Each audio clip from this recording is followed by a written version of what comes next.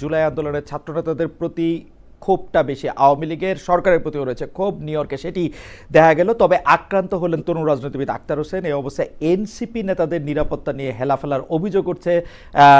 বলা হচ্ছে যারা কর্মকর্তারা রয়েছেন নিরাপত্তা দায়িত্ব দিতে ব্যর্থ তাদেরকে যেন সাসপেন্ড করা হয়। বিএনপি জামাতের রাজনৈতিক বিরোধও কি আওয়ামী লীগকে সুবিধে করে দিচ্ছে কিনা এসব নিয়ে কথা বলার জন্য আজ আমাদের সঙ্গে রয়েছেন যুক্তরাষ্ট্রের বাংলাদেশ দূতাবাসের প্রেস মিনিস্টার জনাব গোলাম মুর্তজা। জনাব গোলাম মুর্তজা, আপনাকে আমাদের অনুষ্ঠানে স্বাগত জানাই। আপনি আমাদের সাথে যুক্ত হয়েছেন যুক্তরাষ্ট্র থেকেই, সেজন্য আপনাকে শুভেচ্ছা, স্বাগত, আপনার সময়ের জন্য ধন্যবাদ। আমাদের সাথে আরও থাকছেন ঢাকা থেকে যুক্ত হচ্ছেন ভয়েস বাংলা সম্পাদক বিশিষ্ট সাংবাদিক জনাব মুসাফ ফিরোজ। জনাব মুসাফ ফিরোজ দিবু ভাই, আপনাকে ধন্যবাদ, কৃতজ্ঞতা এবং স্বাগত জানাই। আপনি আমাদের সাথে যোগ দিয়েছেন এবং সময় দিয়েছেন সেই জন্য। আমি একই প্রশ্ন আসলে আপনাদের দুজনকেই করতে চাই, তবে আমি শুরুটা মুর্তজা ভাই আপনাকে দিয়ে করতে চাই যে আক্তার হোসেনকে নিউ ইয়র্ক প্রবাসী আওয়ামী লীগের হেনস্থার ঘটনায় নিউ ইয়র্ক কনসুলেটের সব কর্মীকে চাকরিচ্যুত করার দাবি তুলেছে এনসিপি। এর আগেও নিউ ইয়র্ক ও লন্ডনে জনাব মাহফুজ আলমকে হেনস্থার চেষ্টায় দেশের কূটনৈতিক মিশনে ব্যর্থতার কথা বলা হয়েছে। কেউ কেউ ব্যর্থতার কথা বলছেন, কেউ কেউ স্যাবোটাজের কথা বলছেন যে তারা যে আসলে ভিআইপি দিয়ে বের হতে পারেননি সেই তথ্যটি ভিতর থেকে জানিয়ে দেওয়া হয়েছে বলে এইটার সম্মুখীন তারা হতে পেরেছেন। এইটা নিয়ে আপনি আসলে কি বলবেন? আপনার বক্তব্য শুনে আমরা দীপু ভাইয়ের বক্তব্য একটু শুনবো। জনাব গোলাম মুর্তজা। ধন্যবাদ আপনাকে।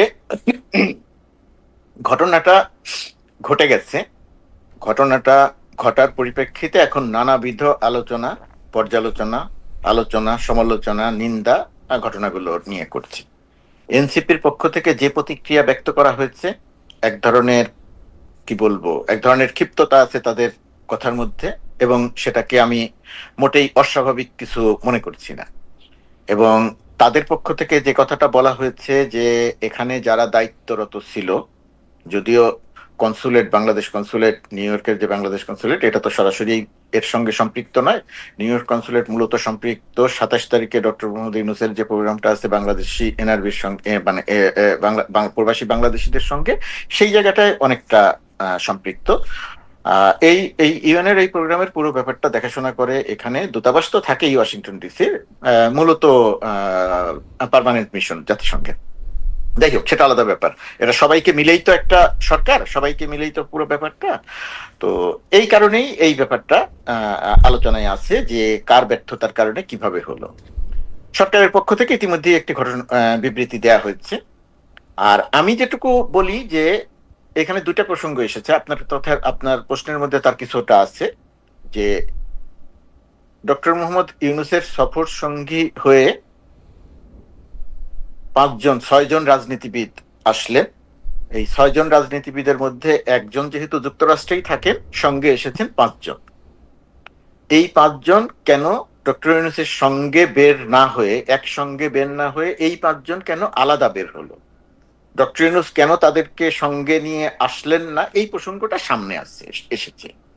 এটার ব্যাপারটা এখন জনে জনে গিয়ে বলা মুশকিল, এবং কতখানি পরিষ্কার করে বলা যায় সেটাও একটা ব্যাপার। তারপরেও আমি যেহেতু আপনার অনুষ্ঠানে যুক্ত হয়েছি, আমি একটু দর্শকদের একটু বলতে চাই। মানুষ বিচার করবে যে আসলে কার ভুল কার ব্যর্থতা, সেটা আলাদা। যখন প্লেন ল্যান্ড করে, উড়োজাহাজটি যখন ল্যান্ড করে, উড়োজাহাজটি কালকে প্রায় 40 মিনিট মতো ডিলে ছিল। যখন ল্যান্ড করার পরে সিক্রেট সার্ভিসের পক্ষ থেকে, যুক্তরাষ্ট্র সিক্রেট সার্ভিসের পক্ষ থেকে পুরো ব্যাপারটা দেখাশোনা করা হচ্ছিল। এমনিতেই ভিআইপিদের, রাষ্ট্রপ্রধানদের নিরাপত্তা দেয়া হয়। আর ডক্টর ইউনূসকে কেন্দ্র করে, সরকারকে কেন্দ্র করে, এনসিপি কে কেন্দ্র করে, যেহেতু যুক্তরাষ্ট্রে আওয়ামী লীগের একটা সন্ত্রাসী কর্মকাণ্ডের আভাস পাওয়া যাচ্ছিল, এবং ইতিপূর্বে তারা সেই সন্ত্রাসী কর্মকাণ্ড করেছিল, প্রতিবাদ পর্যন্ত আমার কোনো বক্তব্য নাই, প্রতিবাদ করতেই পারে। তো এই সন্ত্রাসী কর্মকাণ্ডের পরিপ্রেক্ষিতে যেহেতু যুক্তরাষ্ট্র সরকারের সকল সংস্থাকে জানানো হয়েছিল বিষয়টি যেন তারা দেখভাল করেন, এবং তারা সেই অনুযায়ী প্রস্তুত ছিল। সিক্রেট সার্ভিস বিশেষ গাড়ি একেবারে এয়ারপোর্টে যে জায়গাটাতে প্লেন থেমেছে প্রথমে, সেই জায়গাতে যায়, সবাইকে সেখানে তারা গাড়ি থেকে নামেন এবং তাদেরকে সেই গাড়িতে সিক্রেট সার্ভিসের তত্ত্বাবধানে তোলা হয়। একটা বিশেষ গেট দিয়ে নিয়ে আসা হয়, সেই বিশেষ জায়গা থেকে নিয়ে আসা হয়। কিন্তু ওই জায়গাটাতে যে বিপত্তিটা বাঁধলো, যে সমস্যাটা যে জায়গাটাতে তৈরি হলো, দেখা গেল যে পাঁচজন রাজনীতিবিদ যারা সঙ্গে এসেছেন তাদের যে ভিসা ক্যাটাগরি, সেই ভিসা ক্যাটাগরি ডক্টর যে ভিআইপি গেট দিয়ে ডক্টর ইউনূস অর্থাৎ রাষ্ট্রপ্রধানের সঙ্গে বের হয়ে আসার যে ব্যাপারটা থাকে, তাদের ওই ভিসা ক্যাটাগরি এটাকে পারমিট করে না। তখন এদেরকে বলা হয়, ইমিগ্রেশন থেকে বলা হয় যে এদেরকে এই সাধারণ লাইন দিয়ে যেতে হবে। সেই সময় ডক্টর ইউনূস নিজে গাড়ি থেকে নেমে ইমিগ্রেশনের সঙ্গে কথা বলেন, সিক্রেট সার্ভিসের সঙ্গে কথা বলেন যে তারা আমাদের ভিআইপি, তারা আমাদের সফর সঙ্গী, বাংলাদেশের অত্যন্ত গুরুত্বপূর্ণ মানুষ, বয়স্ক ছিল, তরুণও ছিল, মির্জা ফখরুলের বয়স কথা বলছি আমি, যে এদেরকে একই সঙ্গে যাওয়া দরকার, আমার সঙ্গে যাওয়া দরকার। কিন্তু ইমিগ্রেশন এই অনুরোধটা রাখে না, তারা বলে যে আমার আইন পারমিট করে না। তখন তাদের সাধারণ লাইন দিয়ে আসতে হয়, এবং সাধারণ লাইন দিয়ে আসতে গিয়ে আরেকটু বিপত্তি বাধে। কারো কারো ফিঙ্গারপ্রিন্ট মেলানোর সময় ফিঙ্গারপ্রিন্টের মেশিনের সমস্যা হোক, অন্য যে কোনো কারণে হোক, সেখানে বেশ কিছুটা দেরি হয়ে যায় ইমিগ্রেশন লাইনে। এর মধ্যে সম্ভবত একজনের, ওই যুক্তরাষ্ট্রের থাকে না যে ইমিগ্রেশন অফিসারের কাছে আসলে আবার ফার্দার কিছু চেক করার জন্য আরেকজনের কাছে পাঠায়, একজনের সম্ভবত এরকমও হয়েছিল। সবকিছু মিলিয়ে এদের বের হওয়ার ওই প্রক্রিয়াটা অনেক সময় লেগে যায়, অনেক দেরি হয়ে যায়। অনেক দেরি হয়ে যাওয়ার পরিপ্রেক্ষিতে তারা যখন বের হয়ে আসেন, বের হওয়ার সময় গেটের সামনে আওয়ামী লীগের কিছু লোকজন দাঁড়িয়ে ছিল, সংখ্যায় যে তারা খুব বেশি ছিল তা নয়। তো ওই জায়গাটাতে দুর্ঘটনাটা ঘটেছে, এবং সেই দুর্ঘটনার এখন দায় দেয়া হবে, একে দায় দেয়া হবে, ওকে দায় দেয়া হবে। সরকারের পক্ষ থেকে যেটা করা হচ্ছে, আমি যেটা জানি, যে একটা নিজেরা একটা তদন্ত করা হচ্ছে, এবং তদন্ত করে একটু খতিয়ে দেখা হচ্ছে যে আসলে কোন জায়গায় আমাদের নিজেদের কোনো দুর্বলতা আছে কিনা। সেই দুর্বলতা যদি থেকে থাকে, আপনি যেটা বলছেন ভেতর থেকে কোনো তথ্য পাচার করা হয়েছে কিনা, তাদেরকে বিশেষভাবে জানানো হয়েছে কিনা, এই সমস্ত সবগুলো অভিযোগ বিবেচনায় নিয়েই একটু দেখা হচ্ছে যে কোন জায়গা থেকে কি ঘটলো, এবং তার পরিপ্রেক্ষিতে আমার ধারণা যে পরবর্তী আপডেটটা পাওয়া যাবে এবং জানা যাবে। মুর্তজা ভাই, আপনাকে ধন্যবাদ। আপনি মানে একদম মানে ভালো মতোই একজন আমাদের সাবেক কালের পেশা মানে রিপোর্টারদের মতো আপনি চমৎকার বর্ণনা দিয়েছেন। কিন্তু আমি এখানে একটা ছোট প্রশ্ন করতে চাই। প্রশ্নটা হচ্ছে যে ডক্টর মোহাম্মদ ইউনূস এবং তার সঙ্গে যারা এসছেন তারা কি এটা জানতেন না যে দুই রকম ভিসা ক্যাটাগরির যদি থাকে উনারা কোনো দিন এই নিরাপত্তা প্রোটোকল পাবেন না, যেটা ডক্টর মোহাম্মদ ইউনূসই বলুক আর ডোনাল্ড ট্রাম্পই বলুক।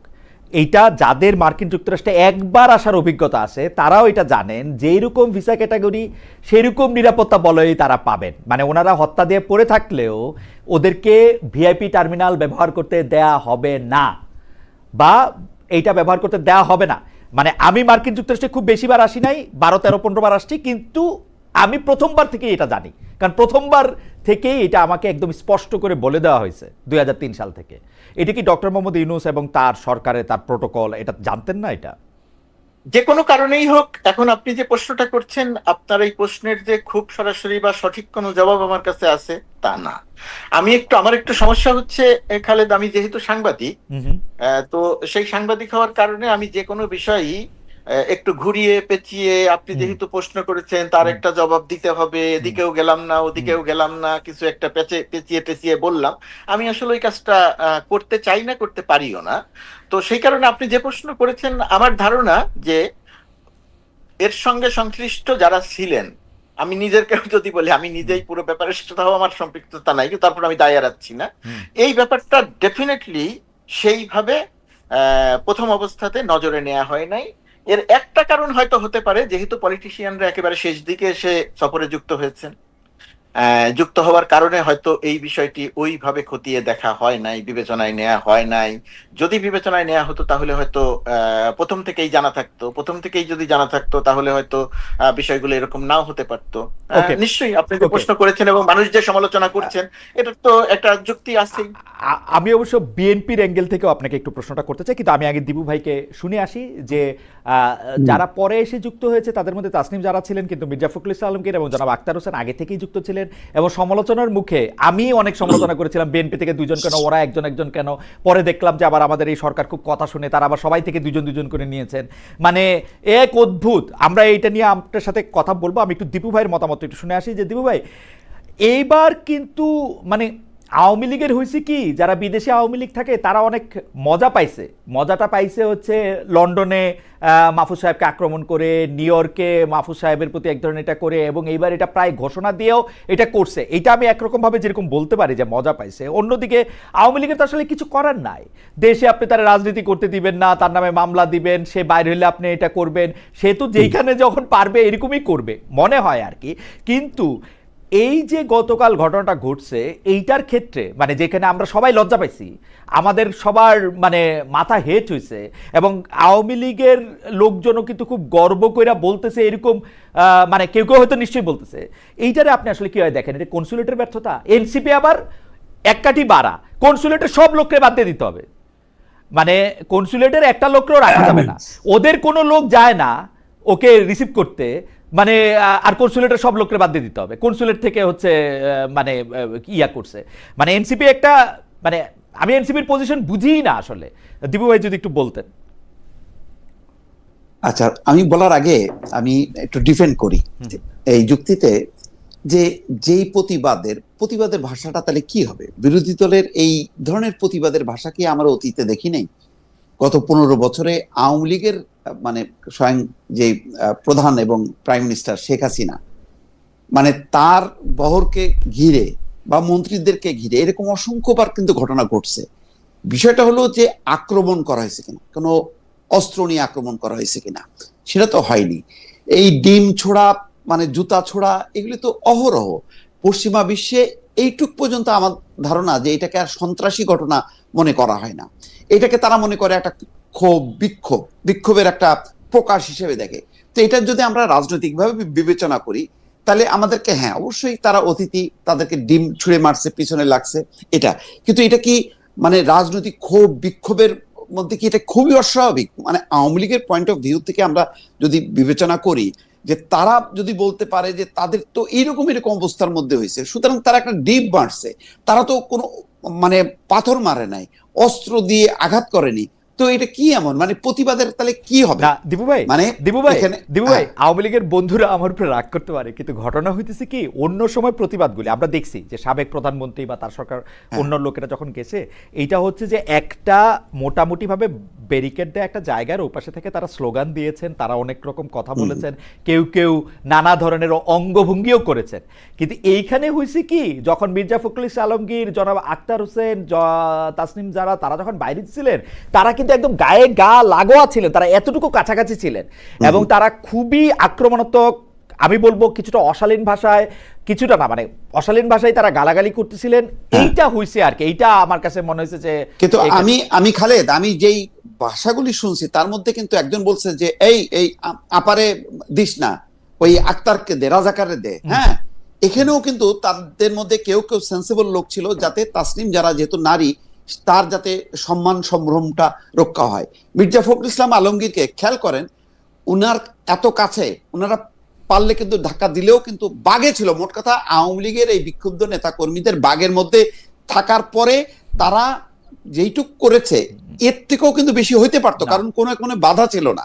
তাহলে এইটাকেও আমাদের মাথায় রাখতে হবে যে রাজনৈতিক বিষয়টা তো, যারা গেছে তারা হয়তো রাষ্ট্রের অতিথি, কিন্তু তারা তো রাজনৈতিক ব্যক্তি, আর যারা বিক্ষোভ করছে তারাও কিন্তু রাজনৈতিক ব্যক্তি। আমি এটাকে সমর্থন করছি না, কিন্তু এটাকে কি একেবারে খুবই অস্বাভাবিক? মানে এরকম দৃশ্য কি পৃথিবীতে ঘটে না? মানে অন্যান্য আমরা মানে পশ্চিমা দেশগুলোতে আমরা তো এরকম অহরহ দেখি, ধস্তাধস্তি, মারামারি, পার্লামেন্টের ভেতরে হচ্ছে মানে দুই দলের মধ্যে। তো আমরা এটাকে এত মানে সিরিয়াস নিচ্ছি কেন? এত সিরিয়াস না নিলেও তো পারি, কিন্তু আমরা চাই যে হ্যাঁ যেই দীপু ভাই কি আমাদের সাথে থেকে একটু বিযুক্ত হয়ে গেলেন কিনা? আচ্ছা দীপু ভাই ফিরে আসুক, আমি একটু মুর্তজা ভাই, আমি আপনাকে একটু বিএনপির অ্যাঙ্গেল থেকে একটু প্রশ্নটা করে রাখি, যেটা একটু বিএনপির অ্যাঙ্গেল থেকে প্রশ্ন করার আগে দীপু ভাই থাকলে ভালো হতো। আমি দীপু ভাইয়ের কয়েকটা কথার একটু জবাব দেই, তারপরে আপনি একটু প্রশ্ন করেন। জবাব ঠিক নয়, আমি আমার ব্যাখ্যা। আচ্ছা দীপু ভাই চলে আসছে, তাহলে দীপু ভাই শেষ করে নিন। দীপু ভাই চলে আসছে, দীপু ভাই শেষ করে। আচ্ছা দীপু ভাই বরং আমি মনে করি এখানে ব্যর্থতাটা এখানে মেইনলি হচ্ছে লোকাল বিএনপি এবং লোকাল এনসিপি, তাদের নেতাকর্মীরা কই? আওয়ামী লীগের থাকলো, কিন্তু ওই পোর্শনের ওরা কোথায়? তারা নেই কেন? তারা ওই যে জ্যাকসন হাইটে যে ধরনের পাল্টাপাল্টি দেখলাম, হুম। তো সেই রিসিভ করার জন্য মির্জা ফখরুল কেন, যুব দল ছাত্র দলের নেতারা গেলেও যে পরিমাণ শোডাউন হয়, যে পরিমাণ নেতাকর্মীরা ভিড় করে, একটা পাওয়ার এখানে ব্যালেন্স এটা পাওয়ার হ্যাঁ, ব্যালেন্স মির্জা ফখরুল ইসলাম আলমগীর সহ যারা যাচ্ছে মনে হচ্ছে এতিমের মতন করে তারা যাচ্ছে। হ্যাঁ। কেন? এনসিপির কর্মীরা কোথায়, বিএনপির নেতা কর্মীরা কোথায়, জামাতের নেতা কর্মীরা কোথায়? জামাতের নেতাকে তো মনে হয় দেখলাম না, উনি কি প্রোটোকল পাইছে কিনা আমি ঠিক জানি না, ওকে কারণ আমি ওকে দিবু ওনাকে ভাই, চিনতে পারলাম দিবু না। ভাই তাহলে একটু তো- জি। আপনার কাছে আবার ফিরে আসি, কিন্তু আমাদের মুর্তজা ভাই আবার একটু ইয়া দিয়ে রাখছিল যে উনি একটু কিছু হ্যাঁ, বলতে হ্যাঁ। চান এই সম্পর্কে। না, আপনার কয়েকটা কাছে জিনিসের- তাহলে আমরা কয়েকটা জিনিসের একটু একটা সেকেন্ড মুর্তজা ভাই, আমাদের অনেক দর্শক আমাদের সাথে যুক্ত আছে, তো দুইজন দর্শকের প্রতিক্রিয়া একদম পাশাপাশি, তাদেরটা একটু পড়ে শোনাই। দীপু ভাই, নওশাদ আলী সাহেব লিখছেন যে ফিরোজ সাহেব ইনিয়ে বিনিয়ে এই আওয়ামী সন্ত্রাসীকে জায়েজ করার চেষ্টা করতেছে। আর জসউদ্দিন সাহেব একদম পরের প্রতিক্রিয়াটাই, সব ক্রিয়ার প্রতিক্রিয়া আছে খালেদ, ইউনুস মবক্রেসি কায়েম করেছিল দেশে। মুর্তজা ভাই আপনি যদি একটু বলতেন, দীপু ভাইয়ের প্রতিক্রিয়া আপনি কথা বলতে চাইছিলেন। হ্যাঁ, ওইটার প্রতিক্রিয়ায় প্রথমে যেটা বলি যে এটা বিএনপি বলবে, এটা আমি বলবো না, কিন্তু তারপরেও ঘটনাটা যেহেতু আমি জানি সেই কারণে বলছি। বিএনপির এই 4 নম্বর গেট, যে টার্মিনাল 4 নম্বর টার্মিনালে, এই জায়গাটাতে বিএনপির গতকালকে 200 থেকে 300 নেতাকর্মী ছিল। গিয়াস আহমেদের নেতৃত্বে 200 থেকে 300 নেতাকর্মী ছিল। আর ওই গেটটাতে আওয়ামী লীগের লোকজন ছিল 20-30 জনের বেশি না। ওই জায়গাটাতে সংখ্যাটা ছিল এইরকম। ঘটনাটা যেটা হলো, যখন, এবং আপনি জানেন, আপনি আগের অংশে বলছিলেন যে ভিআইপি ভিভিআইপিরা কি ধরনের ব্যাপার হয়, এদেরকে সিক্রেট সার্ভিস বা বিশেষ ব্যবস্থায় বের করে নিয়ে যাওয়া হলে এমন গেট দিয়ে বের করে নিয়ে যায়, এই সামনে থাকা যারা থাকেন তারা বুঝতেও পারেন না যে কখন ঢুকলেন, কখন বের হইলেন, আদৌ চলে গেলেন কিনা, এটা বোঝা যায় না। তো গতকালকেও তাই হয়েছে, এদেরকে বের করে নিয়ে যাওয়া হয়েছে, প্রধান উপদেষ্টার গাড়িকে বের করে নিয়ে যাওয়া হয়েছে। ওইটার পরপর বিএনপি নেতৃবৃন্দ জেনেছেন যে প্রধান উপদেষ্টা সঙ্গে আমাদের যারা এসেছেন তারা চলে গেছেন। তখন বিএনপির, আমি জানি দেখে বলছি, বিএনপির তখন ধারণা হয়েছে যে তাদের মহাসচিব চলে গেছে, হোটেলে যাবে, তারা তখন হোটেলের উদ্দেশ্যে রওনা দিয়েছেন জায়গাটা ছেড়ে। ওকে, আমি আমি শেষ করি, আমি এটাই একমাত্র না, তো জায়গাটা ছেড়ে ওই কারণে বিএনপিকে ওইখানে ওই সময়টাতে দেখা যায়নি। বিএনপি যখন আবার যেতে চেয়েছে তখন পুলিশ আবার আটকে দিয়েছে যে আর ওইদিকে যাওয়া যাবে না। তো এইটা হচ্ছে বিএনপির কথা। আর এনসিপির যেটা ছিল, যে এনসিপির তো মূলত তরুণ ছাত্ররা, এখানে বিভিন্ন বিশ্ববিদ্যালয়ে পড়াশোনা করা, ওদের বড় একটা অংশ, ওরা মনে করেছে বা ওদের ধারণা ছিল যে এয়ারপোর্টে গিয়ে লাভ নাই, কারণ এয়ারপোর্ট তো বিশেষ ব্যবস্থায় বের হয়ে চলে আসবে, ওইখানে তো আমরা কাউকে পাবো না, দেখবো না, যে কারণে ওরা ছিল হোটেলের সামনে, ওরা এয়ারপোর্টে যায় নাই। এই জায়গাটাতে একটা ভুল বোঝাবুঝির ব্যাপার হয়েছে। আর দিবুবের আরেকটা কথা যেটা বলা দরকার, যে প্রতিবাদ, বিক্ষোভ, ডিম ছোড়া, এটা তো পশ্চিমা বিশ্বে, উত্তর আমেরিকা, এই জায়গাটাতে তো খুব বড় অপরাধ হিসেবে দেখা হয় না, এটা ঠিক আছে, এটার একটা অংশ। আর একটা হলো গালিগালাজ। দিবু ভাই যে একটা দুইটা ভালো শব্দের কথা বলেছে, ওই একটা দুইটাই ভালো শব্দ, আর এর মধ্যে যদি আপনার 5 মিনিট থাকে, 5 মিনিটের মধ্যে 4 মিনিট 59 সেকেন্ড হচ্ছে গালাগালি, এবং সেই গালাগালিটা আমি আপনার ভাষায় প্রকাশ করতে পারবো না, এই ধরনের গালাগালি। এটা তো সেই রকম একটা জায়গাতে এই যে এই প্রতিবাদ, ধরেন আগের প্রতিবাদ, এখনকার প্রতিবাদ, আপনি বিএনপির প্রতিবাদটা যদি খেয়াল করে দেখেন, কখনোই দেখবেন না যে কনসুলেটে গিয়ে লাথি দিয়ে গ্লাস ভেঙেছে। এই প্রথম প্রতিবাদের সময় সন্ত্রাসী কর্মকাণ্ড ঘটেছে। আপনি কখনোই দেখবেন না যে এইভাবে করে সন্ত্রাসী কর্মকাণ্ড করা হয়েছে। আপনি দেখবেন যে শামীম ওসমানকে যখন জ্যাকসন হাইটসে কথা বলা হয়েছে, আটকানো হয়েছে, ঠিক যেভাবে সুইজারল্যান্ডে আসিফ নজরুলকে আটকানো হয়েছিল। আসিফ নজরুল, এখন সমস্যাটা হচ্ছে সরকারের প্রতিক্রিয়ায়, দলের প্রতিক্রিয়ায়। শামীম ওসমানকে যখন আটকানো হয়েছিল, আমি খুঁজে আমি শেষ করি, জি ভাই, এক মিনিট, খুঁজে বাংলাদেশে কার বাড়ি কোথায়, সেই বাড়িগুলোতে আক্রমণ করেছিল যুবলীগ, ছাত্রলীগ। আর বর্তমান সরকারের সময় মাহফুজ আলমের উপরে যারা আক্রমণ করেছে তারা তো চেনা পরিচিত, লন্ডনে এবং কনসুলেটে। এর বাইরে যখন যেখানে যার উপর আক্রমণ হয়েছে কারো বাড়ি কিন্তু আক্রান্ত হয় নাই, সরকার কিন্তু ওই প্রতিশোধমূলক ব্যবস্থাটা নেয় নাই। এখন এই জায়গাগুলো হচ্ছে পার্থক্য। আওয়ামী লীগ দেশে জনসভা করতে পারছে না, মিটিং করতে পারছে না, কার্যক্রম নিষিদ্ধ, এই কারণে সে দেশের বাইরে সন্ত্রাসী কর্মকাণ্ড করছে, বিষয়টা তা নয়। এটা হচ্ছে আওয়ামী লীগের চরিত্র, আওয়ামী লীগের চরিত্রটা, সেই চরিত্রের প্রকাশটাই আমরা দেশের বাইরে দেখছি। আমি শুধু দুইটা জিনিসের ক্ষেত্রে আপনার দৃষ্টি আকর্ষণ করতে চাই। গিয়াস আহমেদ ভাই, আমিও মানে আমার সাথেও ওনার সম্পর্ক খুবই ক্লোজ, কিন্তু আমি গিয়াস আহমেদ ভাইয়ের দাবিটা যেটা আপনার কাছে করছে সেটা আমি কিছুতেই এটাকে আমি 10-এ 1 পয়েন্টও দিতে পারবো না। কারণ হচ্ছে আমি আবারও আমার উদাহরণ দিই, আমি খুবই নগণ্য একজন মানুষ। আমাকে যখন নিতে জেএফকে বিমানবন্দরে প্রথমবারের মতো আমার বন্ধুরা আসছে, বিশেষ এক কারণে আমাকে 3 ঘন্টা সেখানে আমার দেরি হয়েছিল, ওরা কিন্তু 3 ঘন্টা সেখানেই ছিল। মির্জা ফখরুল ইসলাম আলমগীর ভাই গেছেন কি বাইরে হন নাই, এই তথ্যটুকু তারা জানেন না। এইটা আমার কাছে সম্পূর্ণ অবিশ্বাস্য, এটার মধ্যে আমার কোনো পয়েন্ট নাই। 2 নাম্বার হচ্ছে এনসিপির লোকেরা যে পরে আপনাকে বলছে বা এনসিপির লোকেরা যে দাবি করছে তারা জানতো যে এয়ারপোর্টে গেলে তাদের দেখা পাবে না। এনসিপির লোকেরা অবশ্যই ভালো করে জানতো আওয়ামী লীগ তাদেরকে, ওই লোকজনদেরকে যাদের নেতারা তাদের আসতেছে তাদেরকে তারা প্লেকার্ড দেখাবে, তাদেরকে তারা বর্জন করবে, তাদেরকে তারা বিব্রত করতে চেষ্টা করবে। সেখানে এনসিপি এয়ারপোর্টে থাকার মতো 4টা লোক নাই, এটাও অবিশ্বাস্য। মানে হয়তো লোক নাই, কিন্তু ঘটনা এটা না। মানে এটা হচ্ছে যে আমার 2 পয়সা আমি দিয়ে রাখলাম। আমি একটু দীপু ভাইয়ের কাছে যাইতে চাই যে দীপু ভাই, আপনি তাসনিম জারাকে আক্রমণ করা হয় না আপনি বলতেছেন, কিন্তু ঘটনা হচ্ছে তাসনিম জারাকে আসলে ভার্বালি প্রচুর পরিমাণে আক্রমণ করা হয়েছে। আমার এক বন্ধু আমাকে বলতেছেন যে তাকে আসলে একটি ডিমও মারা হয়েছিল, তিনি শেষ মুহূর্তে কোনোভাবে ডাক করে বেঁচে যান, এবং যে ভাষায় তাকে গালাগালি করা হয়েছে সেরকম আর কখনো ঘটে নাই। মুর্তজা ভাই বললেন যে কনসুলেট আক্রমণ করার মতো ঘটনা কখনো ঘটে নাই। আপনার মন্তব্য একটু শুনতে চাই। শুধু একটি লেজ জোড়া দিয়ে জামাতে ইসলামীর নেতা তাহের ভাই যে বেরিয়ে আসলেন, তিনি আসলে কোন পথে বেরোলেন? তিনি কি ডক্টর ইউনূসের সাথে বেরিয়েছিলেন, আগে বেরিয়েছেন, পরে বেরিয়েছেন? তার ক্ষেত্রে কি হয়েছিল আমাদের কি জানা আছে? এই লেজটা আবার আমরা গোলাম মুর্তজা ভাইয়ের কাছে জি আমি এইটা বলি।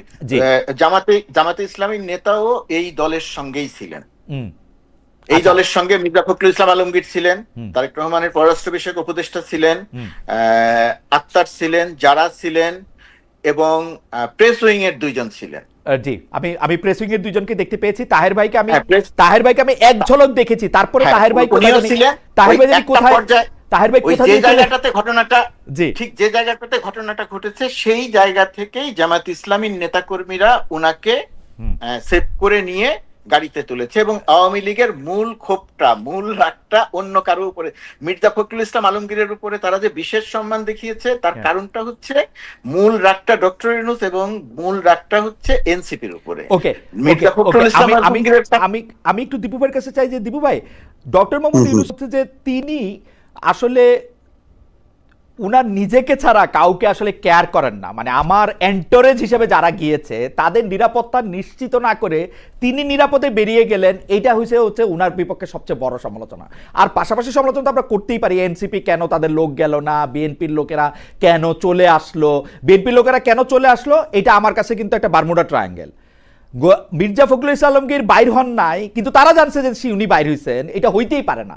It's an absurd. আমি গিয়াস ভাইকে আজকে পাইলে আজকেও জিজ্ঞেস করবো, এবং গিয়াস ভাই আমার ধারণা, মানে আমি জানি না, আমি গিয়াস ভাইকে পাইলে এটা জিজ্ঞেস করবো। এটা আমার কাছে বারমুডা ট্রায়াঙ্গেল। আমি এটা যতক্ষণ পর্যন্ত না জানতেছি এটা আমি জানতে চেষ্টা করবো। এনসিপির ব্যাপারটাও যদি আপনি বলেন, জামাতের ব্যাপারটাও যদি একটু আপনি আমার বলেন দেবু ভাই। না, মানে আমার কাছে তো এটাও খুব লাগলো যে জামাতের যারা নেতা কর্মী শুধু তাদের নেতাকে নিয়ে বেড়ে চলে গেল, তাহলে অন্যদের ছিল না। আমি ভাবলাম যে ওখানে বিএনপি বা এনসিপির কেউ ছিল না, তাহলে জামাতের নেতা কর্মীরা মানে সবার দায়িত্ব নিল না, এটা কেমন কথা? এটাও একটা মানে আমি মানে এই খটকা লাগতেছে। এছাড়া ভিডিওতে আমি আসলে দেখি নাই, সেই কারণে আমি নিশ্চিত না, থাকারই কথা যে তারা একসাথেই বের হয়েছে। হয়তো মানে জামাত তো অনেক কৌশলী, তারা হয়তো আগে থেকে খবর জানতো, হয়তো খুব দ্রুতই তার নেতাকে আলাদা করে নিয়ে চলে গেছে, এটা হইতে পারে। তবে আমি আবারও বলি যে যারাকে উদ্দেশ্য করে গালিগালাজ করা, তাকে ওই যে আবার কেউ আবার তার মধ্যে সেন্সিবল কেউ বলছে যে আপাকে মারিস না, একে মার, ওই আক্তারকে মার, রাজাকারের বাচ্চাকে মার, এইগুলো আমি মানে আওয়ামী লীগ মানে বাংলাদেশের যে বিবদমান কালচার এই রাজনৈতিক দলগুলোর এবং রেশারেশি, এবং এমন একটা মানে পট পরিবর্তনের পর মানে খুব মানে আমি খুব আশা করব না যে খুব মানে সুশৃঙ্খল ভাবে প্লাকার্ড দেখায় প্রতিবাদ করবে, গান গেয়ে গেয়ে প্রতিবাদের ওখানে ভাষা প্রয়োগ করবে, এটা তো আশা করা যায় না। আমি কিন্তু সাপোর্ট করছি না পুরো কার্যক্রমটা, এটা না হলে ভালো হতো, সবচেয়ে ভালো হতো মানে আওয়ামী লীগ বিএনপি সবাই মিলে ওখানে উপস্থিত থাকতো, করতালি দিয়ে আসতো এবং বলতো যে বাংলাদেশের পক্ষে যাতে জাতিসংঘে এই যে আমাদের অগ্রগতি, এই যে সংস্কার, সামনে যে নির্বাচন হবে সেটার জন্য যদি সবাই মিলে ফুলের মালা দিয়ে যদি তাদেরকে নেতৃবৃন্দকে মানে স্বাগত জানাতো, তাহলে খুবই খুশি হতো এবং এটা মানে বিশ্বে একটা অন্যরকম একটা খবরও হতো। কিন্তু এটা তো আশা করা যায় না, এটা তো আমরা সব জানি। কিন্তু আমি বলছি যে এর চেয়েও খারাপ হতে পারতো। সেই তুলনায় আমি মনে করি যে এটা এত মানে মারাত্মক খারাপ হয়নি। কিন্তু তার মানে এই নয় যে আমি সাপোর্ট করছি। একটা গণমাধ্যম কর্মী হিসাবে আমি সব সাইটই ব্যাখ্যা করব। মানে এখানে তো ধরেন মানে আওয়ামী লীগ সাইটে কেউ ব্যাখ্যা দেওয়ার কেউ নেই। আমি সেই কারণে মানে স্বপ্রণোদিত ওই রাষ্ট্র নিযুক্ত মানে উকিল হিসাবে আমি কথা বলতেছি আর কি, যে আওয়ামী লীগকে ডিফেন্ড করতেছি অনেকটা বলতে গেলে।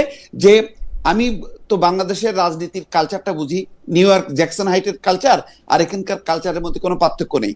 সেই রেশারেশি কামড়া কামড়ি এখানে বাংলাদেশে হয়তো আওয়ামী লীগ এখন একটু গোপনে চলে গেছে, কিন্তু জ্যাকসন হাইটে বা নিউ ইয়র্কে আমেরিকায় তো তারা আর পালাবে না। তারা যখন উপস্থিত থাকবে তখন তাদের কালচার কি হতে পারে, যখন তারা ছিল না অন্য পক্ষ যখন ছিল তাদের কালচার কি ছিল, সেগুলো তো সবই দেখেছি জেনেছি। গোলাম মুর্তজা, আমি এটা একটু অন্যভাবে প্রশ্ন করে দিব ভাই, আপনার কাছে কি মনে হয় যে ধরা যাক আওয়ামী লীগের মানে এক অদ্ভুত, আবার সরকারের ব্যাখ্যা আমি বুঝি না। সরকার একসময় বলে যে সরকারের ব্যাখ্যা হচ্ছে আওয়ামী লীগের কার্যক্রম নিষিদ্ধ করা হয়েছে। এখন কার্যক্রম নিষিদ্ধের সাথে দল নিষিদ্ধের পার্থক্যটা কতখানি সেটা আমি ঠিক বুঝতে পারি না। কিন্তু আওয়ামী লীগ যদি এখন তাদের কার্যক্রম নিষিদ্ধের জায়গা থেকে আন্তর্জাতিকভাবে এইটার একটা মানে তৈরি করতে চায়, যে কারণে এখানে আওয়ামী লীগ বিএনপি করা, সেটা কি তাদের পক্ষে গেল? মানে আজকে যে কাজটা, গতকাল যে কাজটা আওয়ামী লীগ করেছে, তার কিছুদিন আগে যে কাজটা আওয়ামী লীগ করেছে, সেটা কি তাদের পক্ষে যাচ্ছে ঘটনাটা? মানে আপনার বিবেচনায় কি মনে হয়? না না না, এটা তো পক্ষে যাচ্ছে না, বরং এটা আমি মনে করি যে আওয়ামী লীগের জন্য আরো ক্ষতি হলো। এই ঘটনার পর দেখবেন যে বাংলাদেশ থেকে মানে বিএনপি, জামাত, এনসিপি সবাই একযোগে এটা নিন্দা করছে এবং তারা ঐক্যবদ্ধ হলো। বরং আগামী নির্বাচনে যাতে তারা অংশ না নিতে পারে সেই দাবিটা কিন্তু আজকে জোরালো হলো এবং ইতিমধ্যে কিন্তু এনসিপির নেতা নাহিদ ইসলাম কিন্তু সেই দাবিটা করছে যে তাদেরকে পুরোপুরি মানে দলগতভাবে তাদেরকে যাতে নিষিদ্ধ করা হয়, যাতে নির্বাচন না করতে পারে। এমনিতেই জাতীয় পার্টি সহ তাদেরকে মানে নির্বাচনে যাতে না আসতে পারে এই ব্যাপারে একটা দাবি আছে, যেখানে বিএনপি চাচ্ছে যে সবার অংশগ্রহণে একটা নির্বাচন হোক। এখন কিন্তু এটা আরো মানে জোরালো হইলো। ফলে এই ঘটনার মধ্য দিয়ে বিএনপির কিন্তু রাজনৈতিক কোনো প্লাস পয়েন্ট হলো না। মানে এইটুক নোংরামি না করলেও পারতো।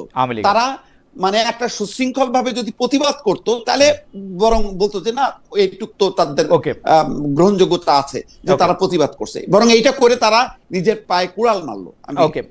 আমি একটু মুর্তজা ভাইয়ের কাছে আসি, যে মুর্তজা ভাই প্রতি বছর জাতিসংঘের অধিবেশন হয়, সেই জাতিসংঘের অধিবেশনে মানে সরকার প্রধানরা আসেন, বাংলাদেশ থেকে সরকার প্রধানরা সাধারণত আসেন, বিশ্বের নানা দেশ থেকে, অধিকাংশ দেশ থেকে সরকার প্রধান আসেন। কিন্তু এইবারে আমার চোখে পড়লো যে তিনটি দল থেকে প্রথমে 4 জন নেতা, পরে সমালোচনার মুখে বিএনপির সমান সমান করে অন্য 2 দল থেকেও 2 জন করে নেতা নিয়ে আসা হলেও কেউ কেউ বলছেন ডক্টর মোহাম্মদ ইউনূস একটি মানব ঢাল ব্যবহার করলেন, কারণ তিনি ডক্টর মোহাম্মদ ইউনূস জানতেন যে তিনি বিদেশে এখন চরম, মানে দেশে যেহেতু তাকে নিয়ে কিছু বলা যায় না, না বলা যায়, তার যেহেতু শুনতে হয় না, বিদেশে গেলে হয়তো শুনতেও হবে, সেই জন্য তিনি একটি মানব ঢাল হিসাবে রাজনৈতিক নেতাদের নিয়ে আসলেন।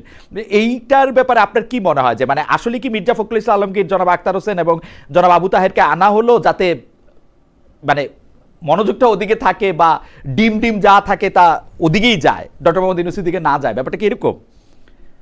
দেখেন খালেদ, এটা যুক্তি হিসেবে খুব দুর্বল যুক্তি। যারা এই যুক্তিটা দিচ্ছেন আমি তাদের যুক্তিকে খুবই দুর্বল যুক্তি মনে করছি এবং এর কোনো বাস্তব ভিত্তি নাই। তার কারণ হচ্ছে ডক্টর ইউনূস বা তার সফরসঙ্গীদের নিরাপত্তা দেওয়ার ব্যবস্থা বেসামরিক কেউ করে না। নিরাপত্তা দেওয়ার ব্যবস্থাটা করবে যুক্তরাষ্ট্রের সর্বোচ্চ সংস্থা। এটা ডক্টর ইউনূসও জানেন, আমি আপনি সবাই এটা জানেন। এখানে বিএনপি তার নিরাপত্তা দিবে না যে ডক্টর ইউনূস এই কারণে মির্জা ফখরুলদেরকে নিয়ে আসবেন।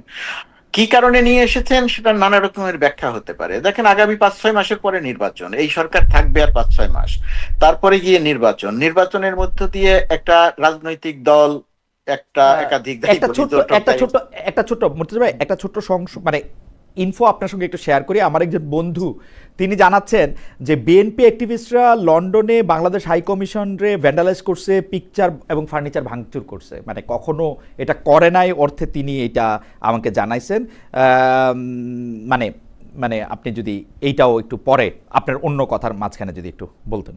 জি জি তো মির্জা ফখরুলদের নিয়ে আসার কারণ আমার কাছে মনে হচ্ছে যে যেহেতু আগামী 5-6 মাস পরে একটা নির্বাচন, সেই নির্বাচনের মধ্য দিয়ে রাজনৈতিক একটা সরকার গঠিত হবে, রাজনৈতিক একটি সরকার ক্ষমতায় আসবে, দেশ পরিচালনা করবে।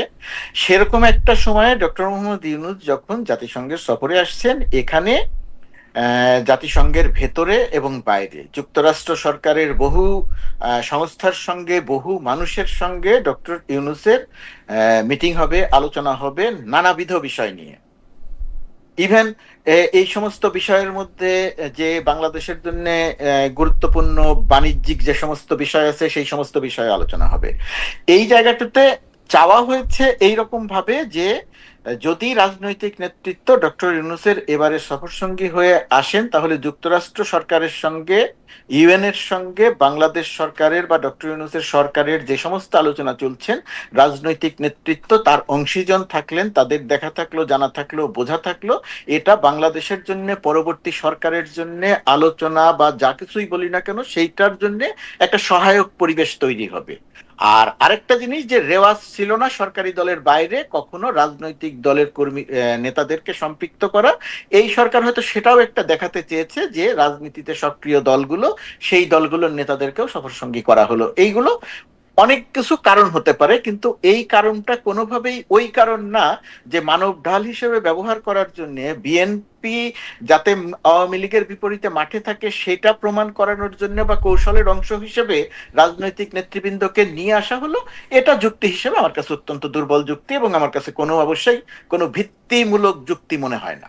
দীপু ভাই, এই ব্যাপারে আপনার মন্তব্য একটু আমি শুনতে চাই যে আসলে আমার প্রশ্ন, মানে মুর্তজা ভাই যেটা বলছিলেন প্রশ্নটাও যে শুনছেন, আমি শুধু যুক্ত করতে চাই যে অনেকেই বলতেছেন যে বিএনপি ডক্টর মোহাম্মদ ইউনূসের সাথে এসে অ্যাটলিস্ট বিএনপি এবং কিছু ক্ষেত্রে জামায়াত, তাদের আসলে কোনো পয়েন্ট যোগ হয় নাই, বরং তাদের কিছু পয়েন্ট বিয়োগ হইল এই সরকারের অংশীদার হিসাবে বিদেশে এসে তারা আসলে রাজনৈতিকভাবে লুজ করলেন, কারণ এই সরকারে ইতিমধ্যে নিজেদেরকে ব্যর্থ প্রতিপন্ন করেছেন।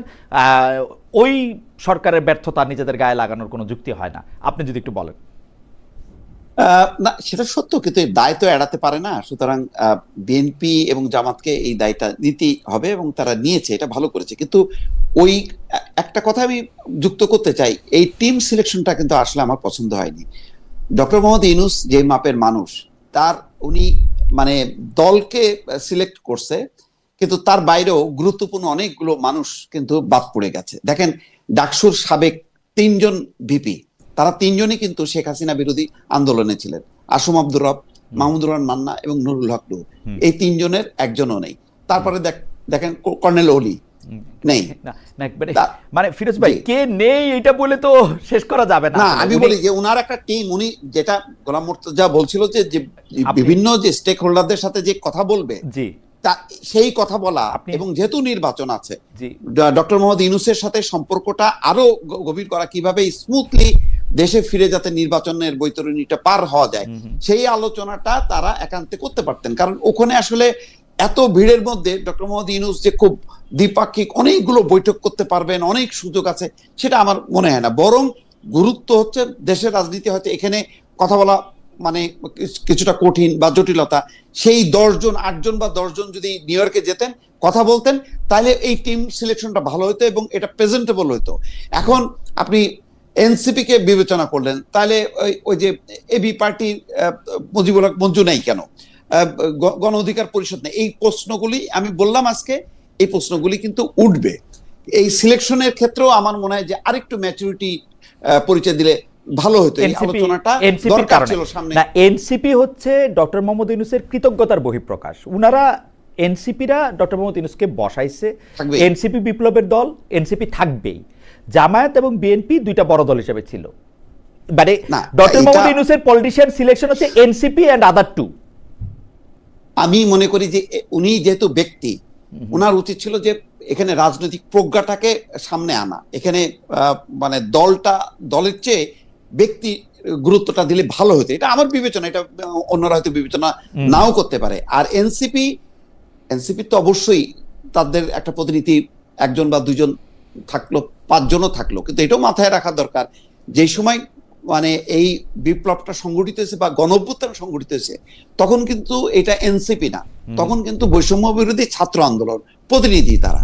তো সুতরাং ওই চরিত্র আর এই চরিত্র কিন্তু এক করা যাবে না। এখন এই দলটা যদি এতই গুরুত্ব হইতো তাহলে নিবন্ধনটা দেরি হচ্ছে কেন? নিবন্ধন তো পেয়ে যেত। আজকে দেখলাম শাপলাও তাদেরকে দেয়নি।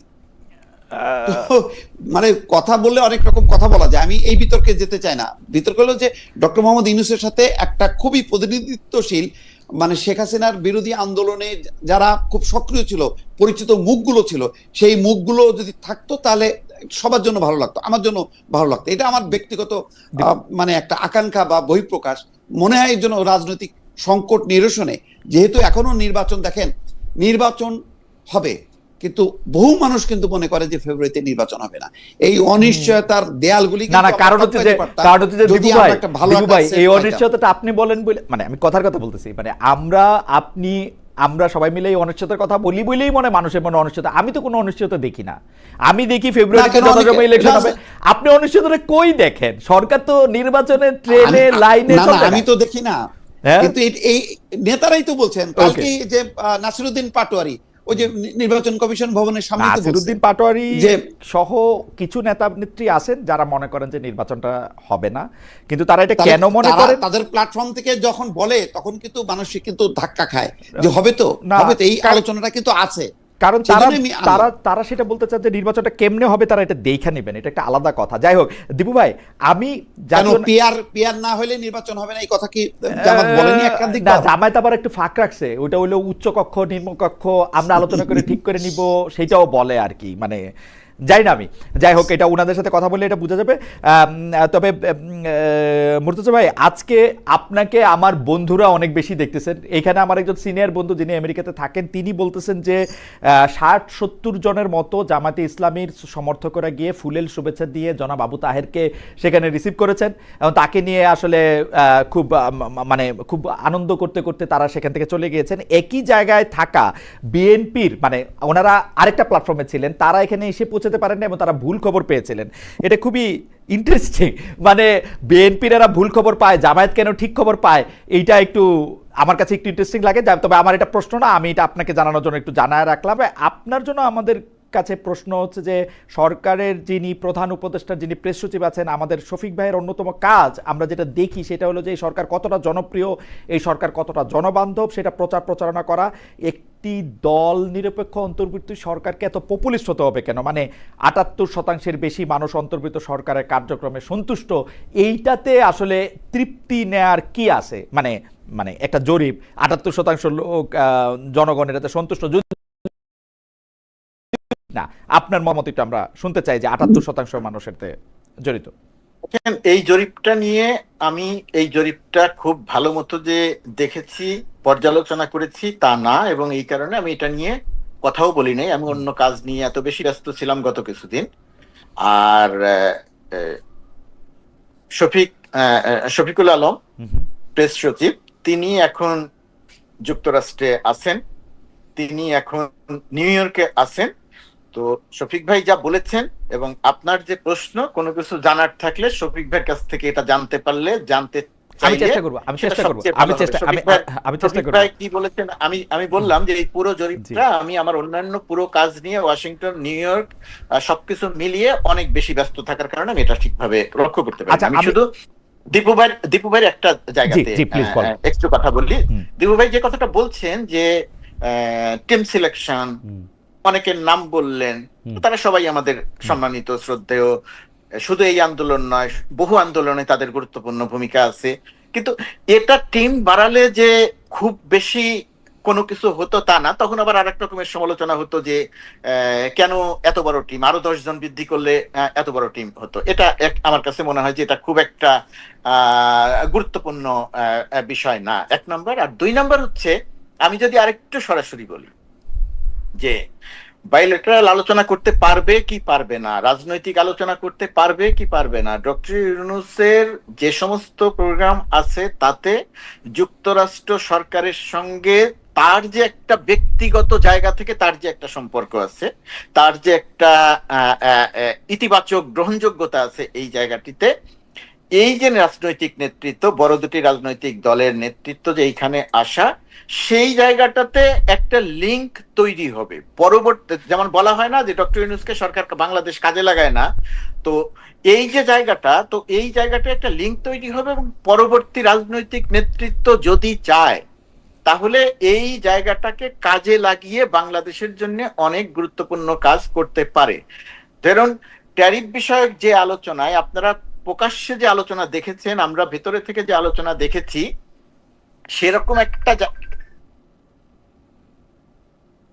মুর্তজা ভাই বোধহয় মানে ফোন আসছে এই জন্য এই যে হ্যাঁ, উনি টেলিফোনটি দিয়ে কথা বলছিলেন, সেজন্য ওনার টেলিফোনের কারণে বোধহয় সংযোগটি কেটে গেল। আমি দীপু ভাই আপনার কাছ থেকে একটা ছোট বিষয় একটু জানতে চাইছিলাম যে এই আরো তো এই সফরের আরো 9 দিন আছে, এই 9 দিনের মধ্যে আপনি আসলে মানে নিরাপত্তা ব্যবস্থাটা কি হলে বা কিরকম একটা উদ্যোগ নিলে সেটা ভালো হবে বলে আপনি মনে করেন, বা কি করা উচিত বলে আপনি মনে করেন, বা আপনি কিরকম দেখতে চান? আমি যদি এরকম প্রশ্ন করি যে আপনি আসলে কিরকম দেখতে চান?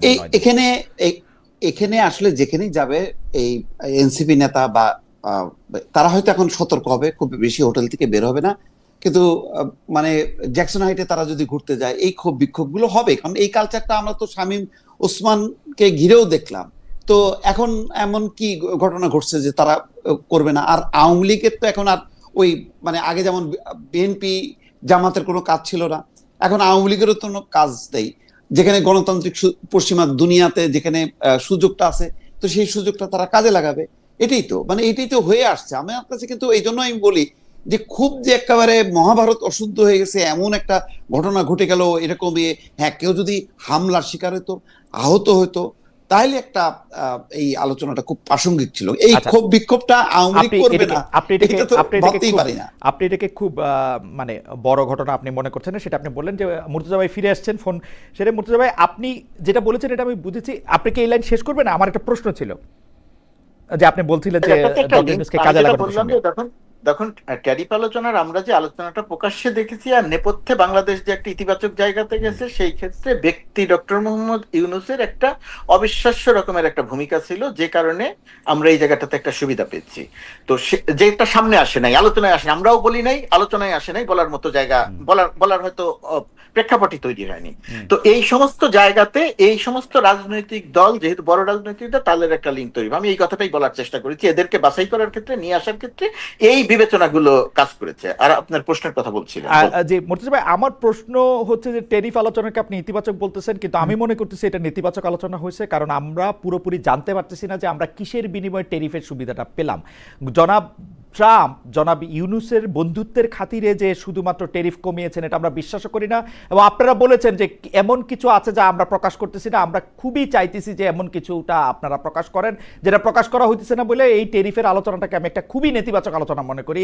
2 নম্বর আমি একটু বলি যে আপনি বলবেন আপনি আমাকে এইটাও বলবেন, 1 বছরের বেশি সময় ধরে ডক্টর মোহাম্মদ ইউনূস ক্ষমতায় আছেন, 1 বছরের বেশি সময় ধরে ডক্টর মোহাম্মদ ইউনূস কূটনৈতিকভাবে এমন কিছু করেছেন কিনা যেটা পরবর্তী বা পূর্ববর্তী সরকার প্রধানদের জন্য একটি ফুট স্টেপ বা একটা মাইলস্টোন হিসেবে আমরা বিবেচনা করতে পারি যে এটা উনি ছাড়া আর কেউ করতে পারতেন না। আপনি প্রথমে একটু ট্যারিফের কথাটা যদি একটু বলেন। প্রথমত কথা, উনি ছাড়া করতে পারতেন কিনা সেটা আরেকটা আলোচনা, হয়তো ওনার চেয়ে ভালো কেউ আসছে অথবা ওনার চেয়ে ভালো কেউ আসবে পরবর্তীতে এসে করবে, কিন্তু ডক্টর ইউনূসের ইতিবাচক অনেক দিক আছে কূটনৈতিক জায়গাটাতে, এটা আমি বিস্তারিত ব্যাখ্যা করব না। আর ট্যারিফের আলোচনাটার কথা আপনি যেটাকে নেতিবাচক আলোচনা বলছেন, আপনি আপনার অবস্থান থেকে যে কোনো কারণেই হোক বলছেন, বা কারণটা আপনি বলেছেন।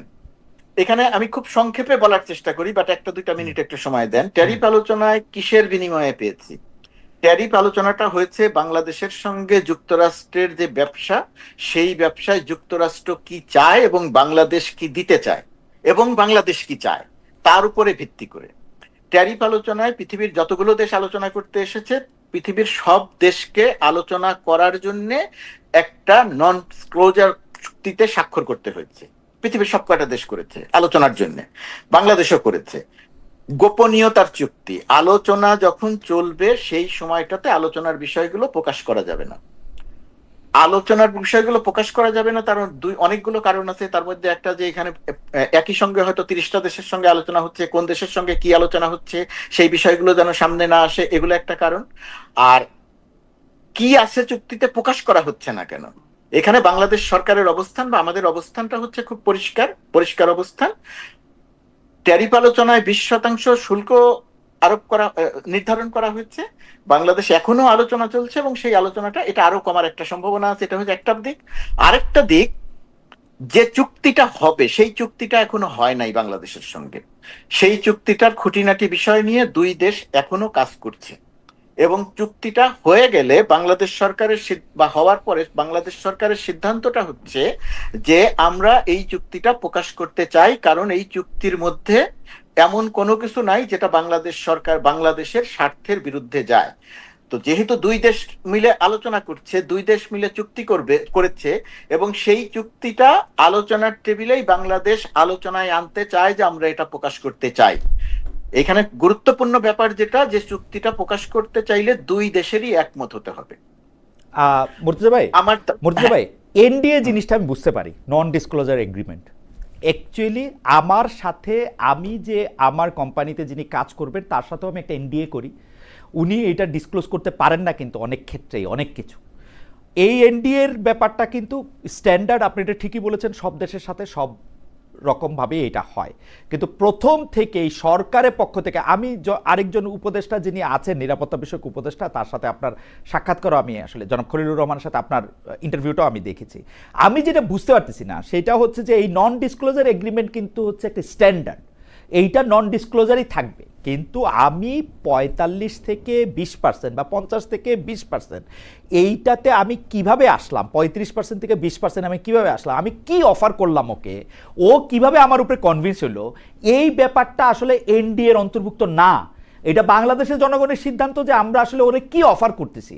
আপনারা এই সোজা কথাটার উত্তর দিচ্ছেন কিনা, নাকি জনাব ট্রাম্প জনাব ইউনূসের চেহারা দেখে এটা দিয়ে দিতেছেন বা জনাব খলিলের চেহারা দেখে এটা দিচ্ছেন? না, এখানে আপনার প্রশ্নটা খুব সহজ। এই প্রশ্নের উত্তর দিতে আমার কষ্ট করতে হবে না, বিব্রত হতে হবে। জি জি, বল। আমি সরকারের অংশ, তো এই কারণে কথা বলছি, অনেক কিছু সরকারের অংশ হলে বলা যায়। জি, তো এই প্রশ্নের উত্তর হচ্ছে, বাংলাদেশের সঙ্গে যুক্তরাষ্ট্রের যে ব্যবসা, সেই ব্যবসায় একটা বড় গ্যাপ আছে, ট্রেড ডেফিসিট, যেটা $8 বিলিয়ন আমরা 8 বিলিয়ন ডলারের পণ্য আমরা যুক্তরাষ্ট্রে পাঠাই, রপ্তানি করি, $2 বিলিয়ন আমদানি করি, $6 বিলিয়ন গ্যাপ। এই ট্যারিফ আলোচনার প্রধানতম বিষয় যে এই গ্যাপ কমাতে হবে এবং বাংলাদেশ যেহেতু এইখানে তার রপ্তানি আরো বৃদ্ধি করতে চায় এবং বাংলাদেশও সেই গ্যাপটা কমাতে চায়। বাংলাদেশের পক্ষ থেকে যে বিষয়গুলো অফার করা হয়েছে তার মধ্যে একটা বিষয় যে বাংলাদেশ খাদ্য পণ্য কিনতে চায় যুক্তরাষ্ট্র থেকে, কম কিনতে চায়, সয়াবিন কিনতে চায়। বাংলাদেশ যুক্তরাষ্ট্র থেকে কটন আমদানি করতে চায়, যেটা অনেক কম পরিমাণে করে, যেটা অন্যান্য দেশ থেকে অনেক বেশি করে। অ্যাবসলিউটলি। বাংলাদেশ যুক্তরাষ্ট্র থেকে গ্যাস আমদানি করতে চায়, যেটা বাংলাদেশ অন্যান্য দেশ থেকে করে, যুক্তরাষ্ট্র থেকে কম করে। এরকম সুনির্দিষ্ট অনেকগুলো বিষয় বাংলাদেশের পক্ষ থেকে প্রস্তাব দেওয়া হচ্ছে এবং ইতিমধ্যে তার বাংলাদেশ গম কিনতে চায় বা গম কেনা শুরু হয়েছে। তো এই সমস্ত জিনিস যুক্তরাষ্ট্রকে অফার করে। বাংলাদেশ 25টি বোয়িং কিনবে, উড়োজাহাজ কিনবে। 25টি উড়োজাহাজ নিয়ে কথা হয়েছে, যে 25টি উড়োজাহাজ নিয়ে আমরা কি করব? এখন 25টি উড়োজাহাজ দিয়ে কি করব? আমাদের যেগুলো আছে সেগুলোই তো আমরা ঠিক মতো চালাতে পারি না, তাহলে 25টা দিয়ে কি করব? প্রথমত কথা, আমাদের ঠিক মতো চালাতে হবে আমাদের বিমানটা, উড়োজাহাজকে। দ্বিতীয়ত কথা, এই যে 25টা উড়োজাহাজ আমরা কিনতে চেয়েছি, এই 25টা উড়োজাহাজ এখন যেটা কিনতেছে, চুক্তিটা এখনো হয় নাই, হয়তো হয়ে যাবে। তো এই 25টা উড়োজাহাজ কেনার এবং বোয়িং এর কাছে যে সমস্ত অর্ডার আছে, আমরা বোয়িং এর সঙ্গে কথা বলতে গিয়ে দেখেছি তারা প্রথম এয়ারক্রাফটটা সরবরাহ করতে পারবে 2035 সালের পরে গিয়ে বা 33 সালের পরে গিয়ে। তো এটা তারপরে গিয়ে ধারাবাহিকভাবে পর্যায়ক্রমে আমার মনে হয় যে মুর্তজা ভাই, আমি আসলে এইটা নিয়ে আপনার সাথে আলাদা করে কথা বললে ভালো হইতো। প্রথম কথা হচ্ছে, আমরা যে 6 বিলিয়ন ট্রেড ডেফিসিট আসলে কমাইতে চাই, এই কমাইতে চাওয়ার ক্ষেত্রে আমাদের 2 বিলিয়ন যে আমাদের ওদের সাথে মানে ওদের কাছ থেকে আমদানি আসে, আমাদের রপ্তানি আসে 8 বিলিয়ন, এইটার ক্ষেত্রে আসলে এই 6 বিলিয়নের গ্যাপ, এই বোয়িং কিনা, গম কিনা, গ্যাস কিনা কমানোর ক্ষেত্রে আমাদের লাভ হইতেছে নাকি লোকসান হইতেছে, এটা একটা অঙ্ক করা দরকার। আমি দেখছি অঙ্ক করে, আমার অঙ্কটা একটু শুনে রাখেন, আমি ইকোনমিস্ট না, আমি দেখছি এটা আমাদের লস হইতেছে। যেহেতু আপনারা আমাদের পুরোপুরি জানাইতেছেন না, সেহেতু আমরা এটা পুরোপুরি বুঝতেছি না। 2 নাম্বার ঘটনা হচ্ছে যে আপনি কি আজকে এই ট্যারিফ বাড়ানোর পরে আপনি মনে করলেন যে আপনি 10 বছর ধরে বোয়িং কিনতে হবে? আপনি কয়টা বোয়িং বাংলাদেশ বিমানের ফ্লাইটে কয়টা বোয়িং আপনি অর্ডার দিয়ে কিনছেন এই পর্যন্ত? আপনি জানেন এটা? আমরা বোয়িং অর্ডার দিয়ে কিনি, আমাদের ফ্লিটের বেশিরভাগ বোয়িং আমরা পুরনো। আমরা হঠাৎ করে নতুন বোয়িং অর্ডার দিয়া 25টা, এগুলি কি কাহিনী ভাই? খালেদ, এখন আমাদের বাংলাদেশ বিমান, আমি তো বিমান বিশেষজ্ঞ না, কিন্তু বাংলাদেশ বিমান বা বিমান বাংলাদেশ এয়ারলাইন্সে কত 21-22টা উড়োজাহাজ আছে। জি, এই 21-22টা উড়োজাহাজের সঙ্গে বাংলাদেশ বিগত 7-8 সালের তত্ত্বাবধায়ক সরকারের সময়ে 13টা নতুন বোয়িং অর্ডার দেওয়া হয়েছিল, যেটা এই শেখ হাসিনার এই ফ্যাসিস্ট সরকারের এই পুরো সময়কালে যে উড়োজাহাজগুলো পাওয়া গেছে। বাংলাদেশ বিমানে এখন যে উড়োজাহাজগুলো আছে তার অধিকাংশ এয়ারক্রাফট নতুন। অর্থাৎ 54 বছরে আমরা 7টা বোয়িং অর্ডার করছি। 7টা না, আমরা 13টা অর্ডার করেছি, পরবর্তীতে আরো কিনেছি। আমরা নতুন এয়ারক্রাফট কিনেছি প্রায় 15 বা 16টা। আমার ডাউট আছে মুর্তজা ভাই, আপনি আবার একটু চেক করে দেখেন। 15-16টা নতুন বিমান, 15-16টা নতুন বিমান আমরা 21টার মধ্যে কিনছি কিনা? আমরা একবারে অর্ডার করেছিলাম মাহবুব জামিল, সিঙ্গারের মাহবুব জামিল যখন 7-8 সালের তত্ত্বাবধায়ক সরকারের প্রধান উপদেষ্টার বিশেষ সহকারী, তখন তার সময়, এবং এখন দুদকের যিনি চেয়ারম্যান আব্দুল মোমেন, এই মোমেন ছিলেন বিমানের এমডি। এই দুইজনের সঙ্গে আপনি ইয়েকে পাচ্ছেন না এখন, কি বলে, ঠিক আছে, আমি মানলাম যে আমাদের আসলে আমাদের 25টা বোয়িং এর দরকার ছিল, কিন্তু এটা আমরা ট্যারিফটা বাড়ানোর পরেই আমরা এটা বুঝছি কিনা, ওগুলি আমাদের কাছে প্রশ্ন। আমাদের লাভ হইতেছে না লস হইতেছে? 6 বিলিয়ন মানে 6 বিলিয়ন টাকা করে আপনি যেটা বললেন যে হিসাব করে লস হইতেছে, কোন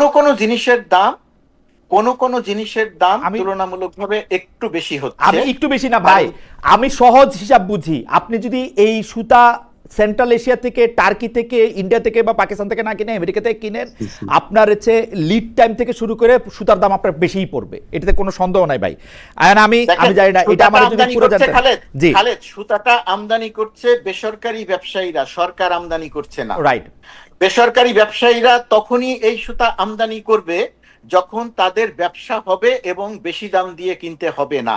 সুতরাং এই গ্যাস কিনবে বেসরকারি ব্যবসায়ীরা, ওকে ঠিক আছে, সোয়াবিন কিনবে বেসরকারি ব্যবসায়ীরা। আমার মনে হয় যে ব্যবসায়ীরা যদি হিসাব করে দেখে ওরা লাভ পাইলে তো লাভ আমার করবে, এখান থেকে বেশি দাম দিয়ে কিনতে হবে, আমার লাভ হবে না, সুতরাং ব্যবসায়ীরা তখন এখান থেকে কিনবে না। ইতিমধ্যেই কিন্তু তারা কটনের অর্ডার করেছে।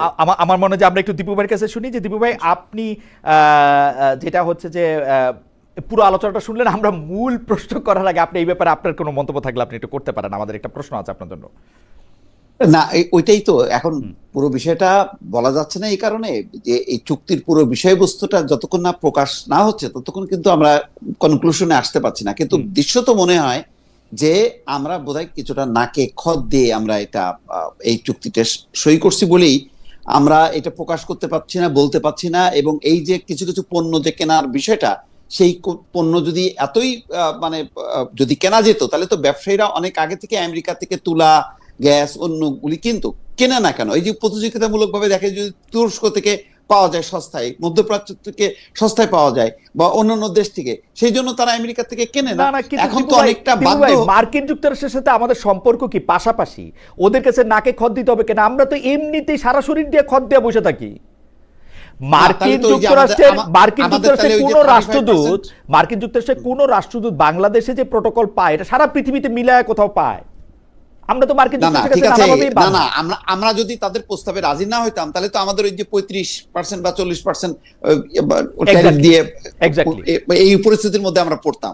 সেটা থেকে বাঁচার জন্য আমরা যেটা করলাম, সেইটা আলটিমেটলি ভালো হলো কি মন্দ হলো, এই পুরো চুক্তির বিষয়টা আসলে প্রকাশ না হওয়া পর্যন্ত ফাইনাল কনক্লুশনে আসা যাবে না। আমার খালি মনে হয় মার্কিন যুক্তরাষ্ট্র আমাদের সাথে ব্যবসা করে, আমাদেরকে তো চ্যারিটি করে না।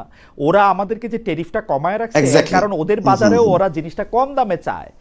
এবং সেটা বিপুল Exactly. পরিমাণে তাদের তাদের ক্লোদিংস এর একটা বিপুল পরিমাণ। যে যাই হোক, হাওয়েভার এটা নিয়ে নিশ্চয়ই আলাদা কথা বলতে হবে।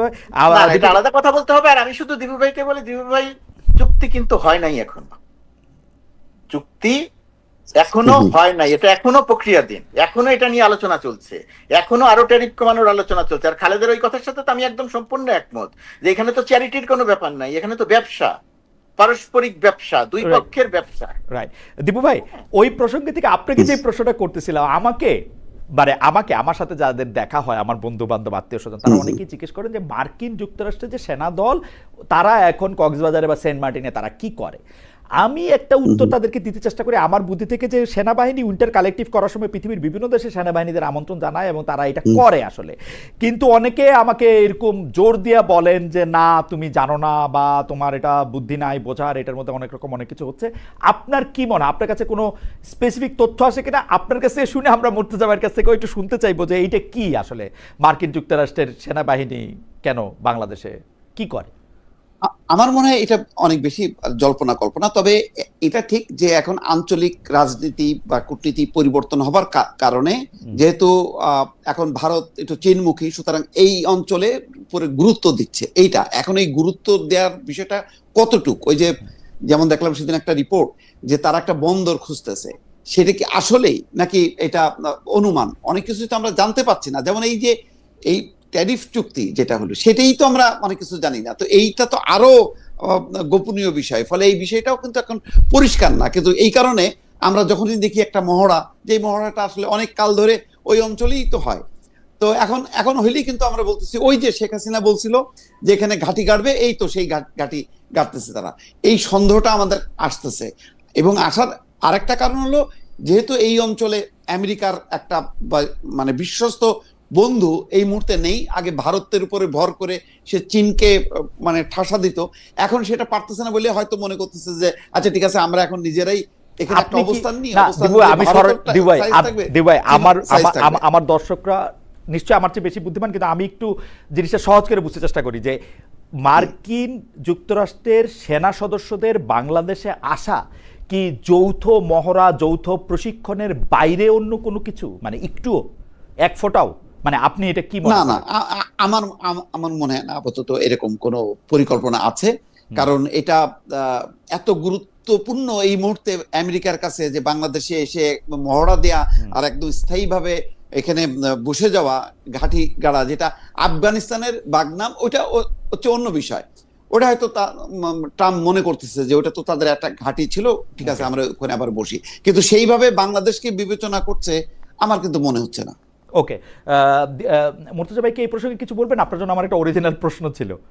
এইটা অরিজিনাল প্রশ্নটাকে শুধু এটা বলি যে এই যে আপনি যে কল্পনাগুলোর কথা বললেন, এখানে এই সমস্ত কল্পনাগুলো আমি ব্যক্তিগতভাবে গণমাধ্যম কর্মী হিসেবে সাংবাদিক, আমি প্রেস মিনিস্টার এগুলো বললে আমি বিব্রত হই। আমি আসলে সাংবাদিক হিসেবে আমি মনে করি সোশ্যাল মিডিয়াতে যে সমস্ত গুঞ্জন তৈরি হয়, সেই সমস্ত গুঞ্জনের সঠিক কথাটা বা সঠিক তথ্যটা গণমাধ্যমের দেয়াটা একটা জরুরি ব্যাপার হয়।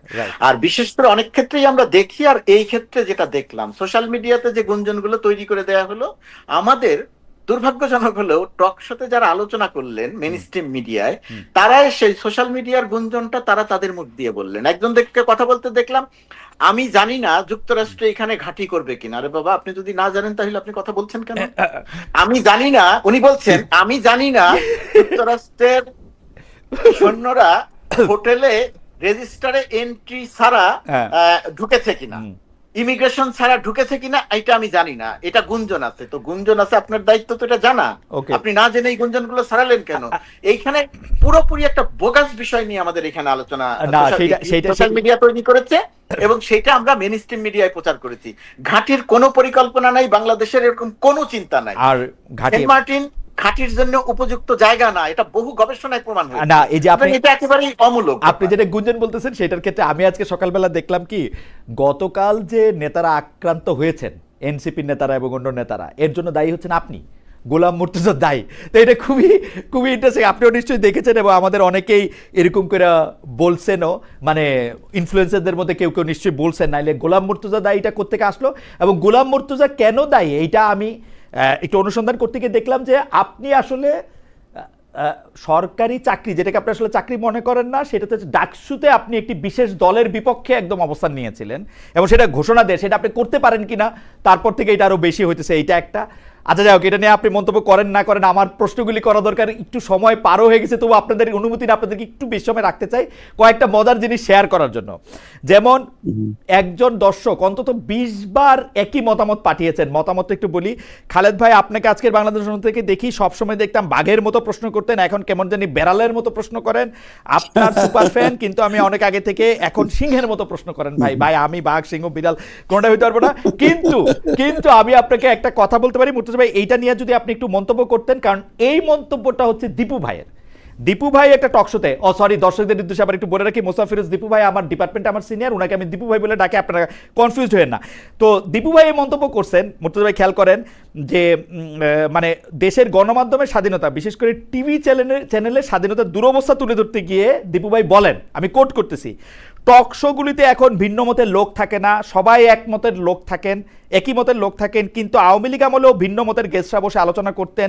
তিনি প্রশ্ন তুলেন, সৈয়দ ইশতিয়াক আহমেদ, জয়ী মামুন, মঞ্জুরুল হাসান বুলবুল, ইকবাল সোমান চৌধুরী, তাদের এখন টকশোতে ডাকা হয় না কেন? মানে আপনি এইটাতে নিয়ে কি বলবেন মুর্তজা ভাই, আসলে ডাকা হয় না কেন? যেমন আপনারা যখন ভিন্ন মতের লোক ছিলেন বলেন, আপনাদেরকে জোর করে অনুরোধ করে বহুবার, মানে আমি তো বটেই, সব টিভি চ্যানেলে আসলে নেওয়া হয়েছে। না, প্রথমত কথা, যাদের কথা বিপু ভাই বলছেন যে নেওয়া হয় না কেন, এটা এই জায়গাটাতে আমার মন্তব্য করতে যাওয়া ঠিক না। এটা যে চ্যানেল বা চ্যানেলগুলো নেয় না, সেটা সেই চ্যানেলগুলোর বক্তব্য পরিষ্কার করা উচিত, কেন তারা তাদেরকে ডাকেন না, তাদেরকে কি সাংবাদিক মনে করেন না, তাদেরকে কি টকশোর আলোচক মনে করেন না, কি করেন না, সেটা তাদের ব্যাপারে। এই জায়গাটা নিয়ে আমি মন্তব্য করব না, 1 নাম্বার। 2 নাম্বার হচ্ছে, আমার ওই জায়গাটা একটু কথা বলি, বলা কোনো মানে নাই। ধরেন যুক্তরাষ্ট্র দূতাবাসে, কনসুলেটে, পার্মানেন্ট মিশনে, যেখানে যে কোনো রকম কোন একটা কিছু হয়ে গেলেই আমরা দেখছি যে গোলাম মুর্তজা ওইখানে কি করে।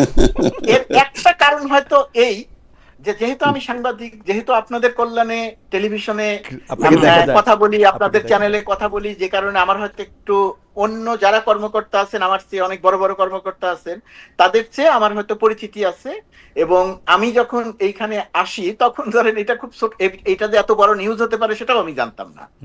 নিউজ টিউজ হওয়ার কারণে ওনারা সবাই মনে করেন, একটা হলো মানে সরল ভাবে মনে করা যে সবকিছু আমি একা চালাই, এটা একটা সরল মনে করা, যেটা ঠিক না। আরেকটা হচ্ছে, সে যেই হোক, যে কোনো কারণেই হোক, আমাকে হয়তো তিনি পছন্দ করেন না, কারণ থাক অথবা অকারণ থাক। তো আমি যে কোনো ঘটনা দেখলে তাদের আবার অনেক ভিউ আছে, অনেক দর্শক তাদেরটা দেখেন, তো তারা বলে দেন যে গোলাম মুর্তজা এখানে বসে কি করছেন। গোলাম মুর্তজা প্রেস উইং এর দায়িত্বে, গোলাম মুর্তজা প্রেস উইং এর দায়িত্বে, এর বাইরে গোলাম মুর্তজা আরো অনেক কাজ হয়তো করেন, কিন্তু নিরাপত্তা, প্রোটোকল, এয়ারপোর্টে যাওয়া, এইগুলা গোলাম মুর্তজার কাজের মধ্যে পড়ে না, এর সঙ্গে তার কোনো সম্পৃক্ততা নাই। কি করেন সেটা একটা। আরেকটা হচ্ছে যে, সরকারি কর্মকর্তা হয়ে আমি কোনো দলের পক্ষে অবস্থান নিতে পারি কি না। রাইট, প্রথমত কথা, আমি পারি না, দলের পক্ষে অবস্থান নিতে পারি না। এমনকি রাজনীতি নিয়েও আমি সরাসরি ভাবে কারো পক্ষে বা বিপক্ষে যে এরকম কথা এই টকশোতেও বলতে পারি না। যদিও পারি না অনেক কিছু, আবার ধরেন এই যে আমি আপনার সঙ্গে এসে টকশোতে কথা বলছি, এটা যদি আমি প্রপার ওয়েতে সরকারের একেবারে কাগজপত্র দিয়ে অনুমতি চেয়ে যদি করতাম, মাস 3 সময় লাগতো, পরে আসতো যে থাক, এখন না করলে ভালো হয়, এখন তোমরা করতে চাই না। এখনো যদি কেউ চায় যে এই যে উনি সরকারি কর্মকর্তা হিসেবে খালেদের সাথে এই জায়গাতে এসে কথা বলতে পারেন কিনা, এটা নিয়েও প্রশ্ন তোলা যায়। আর আমি আসলে কোনো দলের বিরুদ্ধে সরাসরি ভাবে অবস্থান নেই নাই, আমি আকারে ইঙ্গিতে প্রতীকী অর্থে একটি স্ট্যাটাস দিয়েছিলাম। বুঝা গেছে আর কি, পরিষ্কার।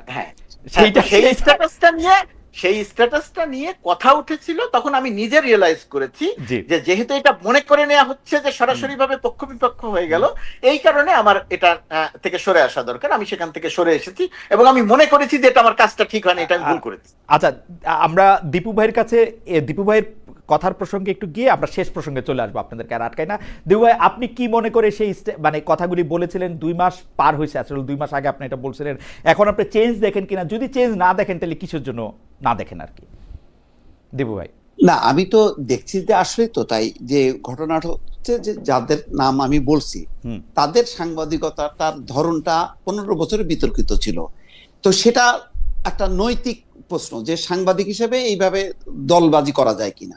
তো ওইটা তো অন্য বিষয়, কিন্তু তারা আসতে পারবে না কেন? এখন এটা শুধু চ্যানেলগুলির বিষয় না, চ্যানেলগুলি হয়েছে কি এখন জাতীয় পার্টি হয়ে গেছে, তারা ক্ষমতা ছাড়া আর বাঁচতে পারে না। শেখ হাসিনা এমন ভাবে এই চ্যানেলগুলির অবস্থা করছে যে এরা শুধু ক্ষমতা খোঁজে, এই কারণে তাদেরকে ডাকতেও সাহস পায় না। আবার ডাকলে যদি ধমক খায়, যদি ওই উপদেষ্টার অফিস থেকে যদি ফোন আসে, বা আমি জানি না এখন ডিজিএফআই ফোন করে কিনা, ওইসব ভয়ে তারা নিজে থেকে ওই সেলফ সেন্সার্ড হয়েছে। তবে এইটা যে মুক্ত স্বাধীন মানে করার ক্ষেত্রে এই গত 1 বছরে আমি সরকারের কোনো উদ্যোগ দেখি না যে না আপনারা যাকে খুশি তাকে ডাকতে পারেন আপনাদের নীতিমালা অনুযায়ী। কারণ নীতিমালা কিন্তু সবই কিন্তু একই রকম হয়েছে, কোনো কিন্তু পরিবর্তন হয়নি। এই কারণে আরো আরো ভীত সন্ত্রস্ত হয়েছে, কিছু চ্যানেল মবের শিকার হয়েছে। প্রথম আলোর সামনে 2বার মানে গরু জবাই হয়েছে, ফলে সবাই কিন্তু সংকুচিত হয়ে গেছে যে প্রথম আলোর এই অবস্থা, তাহলে চ্যানেলগুলি তো কিছুই না, এবং চ্যানেলগুলি তো আক্রমণের শিকার হয়েছে। এই কারণে আর ঝুঁকি নেয় না। আবার যাদেরকে ডাকবে তারাও হয়তো আসতে চাইবে না, যে তারা আবার হত্যা মামলার আসামি। প্রায় 222 জন না 26 জন সেদিন দেখলাম মাহফুজ আনাম বলছেন যে তাদের বিরুদ্ধে হত্যা মামলা আছে। তো এইসব কারণে অটোমেটিক হয়ে গেছে গণমাধ্যম সংকুচিত হয়ে গেছে। ফলে ওই স্বাধীনভাবে যে সবাইকে ডাকবে, এখন একজন আরেকজনের সাথে শুধু অ্যাড করে, একই মানে সবাই হাসিনা বিরোধী। এখন আর হাসিনার পক্ষে বলবে এরকম কোন লোক নাই, এই হচ্ছে পরিস্থিতি। আমি ওইটাই বলতে চাইছি। ওকে, না ধরেন দীপু ভাই, কারণ হাসিনার পক্ষে বলতে হবে এই জন্য লোক নিয়ে আসতে হবে, চ্যানেলগুলোর একটা ঠাকুরপার লোক কেন? না না না, এই প্রশ্নটা আসলে আমি করি। জনাব আবু আলম মোহাম্মদ শহীদ খান, যিনিও আমাদের সাংবাদিকতা বিভাগের একজন ছাত্র, আগের সচিব ছিলেন, এই ছিলেন সেই ছিলেন, উনি কিন্তু আওয়ামী লীগের পক্ষে অবস্থান নেওয়ার জন্য না, উনাকে কিন্তু কেন সরকার গ্রেফতার করে নিয়ে গেল এইটা আমি এখনো পরিষ্কার না, যে এবং কি মানে কি বলছে উনি আসলে। এটা আমিও জানি না, এবং এটা জানা না মঞ্জুরুল আলম পান্না সে নিজেও ভিকটিম, তার চাকরি ছিল না শেখ হাসিনার সময়, তাকে নিয়ে চলে গেল। না এগুলি কেন, কিসের জন্য? আমি হ্যাঁ কেন এই প্রশ্নটা থাকে, কিন্তু আমি এই জায়গাটাতে দীপু ভাইয়ের ওই সব কথার সাথে তো আমি কথা বলবো না, আমি খালি অল্প একটু অংশ নিয়ে কথা বলবো। সেই অল্প অংশটা হচ্ছে, ধরেন আমাদের চ্যানেলগুলো যে কাউকে ডাকে না, ওনারা আসবেন না, আমাদের চ্যানেলগুলোর অবস্থাটা কি হয়েছে? ধরেন দীপু ভাইও দেশে থেকে কথা বলছে, আমিও দেশে থেকে কথা বলছি, আপনিও দেশে থেকে প্রোগ্রাম করেছেন, আপনি তো পরে গেছেন জার্মানি। প্রতিকূল অবস্থা আপনি যখন প্রোগ্রাম করেছেন, ওই প্রতিকূল অবস্থার মধ্যেও আপনি আমাকে এখন যে প্রশ্ন করছেন, তখন হয়তো এর চেয়ে কঠিন প্রশ্ন তখন আপনি আমাকে করেছেন খালেদ, আমি তার জবাব দিয়েছি। রিস্ক ছিল, ভয়াবহ রিস্ক ছিল, গুম হয়ে যাওয়ার রিস্ক ছিল, করেছি। দীপু ভাইয়েরও ভয় ছিল, তার মধ্যে তো আমরা কথা বলেছি। এখন চ্যানেলগুলো কাউকে ডাকে না, বা চ্যানেলগুলো যে এরকম হয়ে গেছে, এটা হচ্ছে আমাদের সাংবাদিকতার অধঃপতন হয়েছে। মালিকরা সাংবাদিকতায় এত অপকর্ম করেছে, চ্যানেল পরিচালনা করতে গিয়ে এত অপকর্ম করেছে, সেই অপকর্ম তারা সারাক্ষণ ভয়ে থাকে যে আমি যে অপকর্ম করেছি, ওই অপকর্ম সামনে এনে যদি আমার বিরুদ্ধে ব্যবস্থা নেওয়া হয়, সুতরাং আমি আসেন তোষামোদি করি। এটা হচ্ছে সাংবাদিকতার। আমি এটার সাথে আমি মানে মুর্তজা ভাইয়ের সাথে আমি 100% একমত। কারণ দেশে থেকে কিছু বলা যায় না বলতে বলতে মুর্তজা ভাই বা দীপু ভাই যা বলছেন আওয়ামী লীগ সময়ে, দীপু ভাই তো আসলে টেলিভিশনে টিকতে না পারেন নিজের আলাদা জায়গায় করে নিয়ে, এবং মুর্তজা ভাই তো খুব টেলিভিশনের মানুষ না, উনি টেলিভিশনে মানুষ হয়ে গেলেন আওয়ামী লীগের আমলে কথা বলতে বলতে বলতে, ঠিক না? ঠিক না, উনি তো প্রিন্টের মানুষ, আপনি তো প্রিন্ট, হ্যাঁ মানে না, এটা একটা আমি বলবো যে এটা একটা হয়েছে। তবে মুর্তজা ভাই, আমরা যেটা আশা করি, মানে দীপু ভাইয়ের বক্তব্যের লেজ ধরে আমি বলতে চাই যে এই যে আবু আলম মোহাম্মদ শহীদ খানকে গ্রেফতার করা, এই মঞ্জুরুল হাসান পান্নাকে তুলে নিয়ে যাওয়া, এগুলির বিচার বা এগুলির ব্যাপার যদি আসলে দীপু ভাই ভয়েস রেজ করতেছে, কিন্তু এগুলি যদি আমরা কথা না বলি, তাহলে একটা পর্যায়ে কিন্তু মানে আমাদের আর কথা বলার জায়গাই থাকবে না। মানে এইটা আমরা মনে হয় যে দীপু ভাই ডেফিনেটলি কথা বলতে হবে খালেদ, ডেফিনেটলি কথা বলতে হবে। আমি ওই যুক্তিতে বিশ্বাস করি, কেউ যদি মিথ্যা বলে সেইটাও তার বলার অধিকার থাকতে হবে, কিন্তু আমার দায়িত্ব যে সে মিথ্যা বলছে এটা বলা। দীপু ভাই যদি আজকে একটা ভুল তথ্য দেন, তাহলে আমি দীপু ভাইয়ের সাথে এখন মারামারি করব না, ঝগড়া করব না। আমি দীপু ভাই ভুল তথ্য বাইরে দিয়েছেন এই সেটা সময় শুধু যদি বলার আওয়ামী চেষ্টা লীগের করব। কাউরে পাইতাম তাহলে তো ক্ষোভটাও ঝাড়তে পারতাম, শুধু বলার তর্ক চেষ্টা বিতর্ক করব। করতে আমার মনে আওয়ামী লীগের আমার বলতেও পারি না। আমার মনে হয় যে দীপু ভাই, আমরা যদি জনাব গোলাম মুর্তজা ভাইয়ের কথাটা আক্ষরিকভাবে নেই, যে উনি বলতেছেন যে আপনি এখন ডাকেন, ডাইকা দেখেন আপনার কি কনসিকুয়েন্স হয়, সেইটা তো চ্যানেলদের একটা দায়িত্ব আছে, সো সেইটাও এর ভাই আমি আবার মবের মধ্যে পড়বো, অসম্ভব। আমি নিজেও তো সাহস পাবো না। ওটুক ঝুঁকি তো ওইটুকু, এই যে মবের মধ্যে পড়বো ওইটা হচ্ছে দীপু ভাই কিছুটা না রে ভাই, বাস্তবতা পোলাপান আছে। যেই মবগুলি না, না, করতেছে, শোনেন, এই কিছুটা আচ্ছা, মবগুলি বাস্তবতা আমি আমার কথা বলি, একেবারেই আমি আলাদা। আমার কথা বলি, আমি আমার কথা বলি। আমি বিশ্বাস করি খালেদ, জি জি কিছুটা বলেন। বাস্তবতা বলেন। হয়তো থাকতে পারে, কিন্তু এটা অনেক বেশি হচ্ছে অজুহাত। সেই সাংবাদিক সবচেয়ে বেশি অজুহাত দেয় যে সবচেয়ে বেশি যোগ্য, যে ভাই খুব ভালো লিখেছিলাম, নিউজ এডিটর এই 3টা লাইন, সবচেয়ে ভালো 3টা লাইন কেটে দিয়েছে, আর বলেন না ভাই বাংলাদেশে সাংবাদিকতা করা যায় না, এই কারণে অনুসন্ধানী রিপোর্ট করি না। এগুলো হচ্ছে অক্ষমের আত্মপক্ষ। না, আচ্ছা, ঠিক আছে, আমি শুরু করব। আমার মনে হয় যে এটা নিয়ে আমরা আরেকদিন কথা বলতে পারবো। আমি একটু দর্শকদের একটা প্রশ্নের জবাব দিই। আমার কাছে উনি প্রশ্ন করেছেন, রনি চৌধুরী উনার নাম, উনি বলেছেন খালেদ ভাই, why don't you bring them, we didn't see anyone in last 1 year। ভাই আমি আবারও বলি, আওয়ামী লীগের যারা নেতা আছেন, প্রধানতম নেতা আছেন, তাদেরকে আমি চেষ্টা করি আনার জন্য, কিন্তু আমি আওয়ামী লীগের যারা প্রথম সারির নেতা, ঘোষিত নেতা আছেন, তাদের সাথে যোগাযোগ করা পর্যন্ত তারা কেউ আমাদের এখানে এখন পর্যন্ত আসার জন্য রাজি হন নাই। কেউ শুধু টেলিফোনে কথা বলতে চান, টেলিফোনে কথা বলার লোক আমি নিব না। আমার ভিডিওতে যদি তারা কেউ আসেন, আমি তাদের অবশ্যই অবশ্যই অবশ্যই অবশ্যই নিব। উনারা যদি সাধারণ সম্পাদক থেকে শুরু করে যুগ্ম সাধারণ সম্পাদক অর্থাৎ নেতৃস্থানীয় কেউ হন, আমি তাদের, আবারও বলতেছি, আমি তাদের স্বাগত জানাচ্ছি এবং তারা আসতে পারেন। কেন আসতে চান না, কেন আসতে চান না? আমি তো জানি না কেন আসতে চান না। এখন ঘটনা হইতেছে যে ইন্টারেস্টিংলি আমি যখন উনাদের আমলেও শো করতাম, উনারা আমার সেই শোতেও আসতে চান নাই, মানে খুবই জোর টোর করে তাদের আনা হইতো। উনারা আমাকে ভালোবাসেন না, এটা একটা কারণ হতে পারে, আর কি কারণ হতে পারে আমি জানি না। দীপু ভাই, এর মধ্যে একটা কারণ আবার এরকম হতে পারে যে ছাত্রলীগের সাধারণ সম্পাদক, ছাত্রলীগের সভাপতিকে ডেকে আমি আবার ওই অনুষ্ঠান থেকে ফিরে আসলাম। এটার কারণ আমি এটা মানে লিগেল আসপেক্টটা আমি বলেছি যে এটার মধ্যে একটা, যেহেতু তখন ছাত্রলীগ নিষিদ্ধ সংগঠন ছিল, কিন্তু আওয়ামী লীগকে এখন আমি কার্যক্রম নিষিদ্ধ বলতে আমি দল নিষিদ্ধ মনে করি না। সেই ক্ষেত্রে দলের কেউ যদি আসেন আমি এটাকে স্বাগত জানাবো। যাই হোক, দীপু ভাই, আমাদের লাস্ট প্রশ্ন, আমরা দেখেছি যে কলকাতার একটি পত্রিকা, সেই পত্রিকাটা আসলে খুব যে টপ পত্রিকা সেরকমও না। এই পত্রিকাটার নাম হচ্ছে এই সময়। এইটাতে বিএনপির মহাসচিব একটা সাক্ষাৎকার দিয়েছেন। গোলাম মুর্তজা ভাই, আপনি এই বিষয়ে দীপু ভাইয়ের মন্তব্যের পর আপনি মন্তব্য করে আপনার মন্তব্য দিয়ে আমরা শেষ করবো আর কি। সেটা হচ্ছে যে একটা সাক্ষাৎকার দিয়েছেন, সেই সাক্ষাৎকারে উনি যা বক্তব্য দিয়েছেন, বিএনপি আবার একটা প্রতিবাদ লিপিতে এটা বলছেন যে এইটা আসলে তারা বিকৃতভাবে উপস্থাপন করা হয়েছে।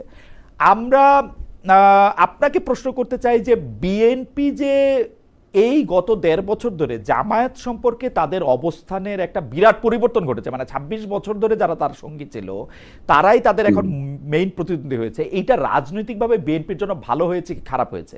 মির্জা ফখরুল ইসলাম আলমগীর যে বক্তব্যকে বিকৃত করে উপস্থাপন করা হয়েছে বলে বিবৃতি দেওয়া হচ্ছে, সেই বক্তব্যের ক্ষেত্রে মূল সুর আসলে এইটাই। দিবু ভাই যদি একটু বলতেন, আমরা একটু গোলাম মুর্তজা ভাইকেও শুনবো এটা নিয়ে।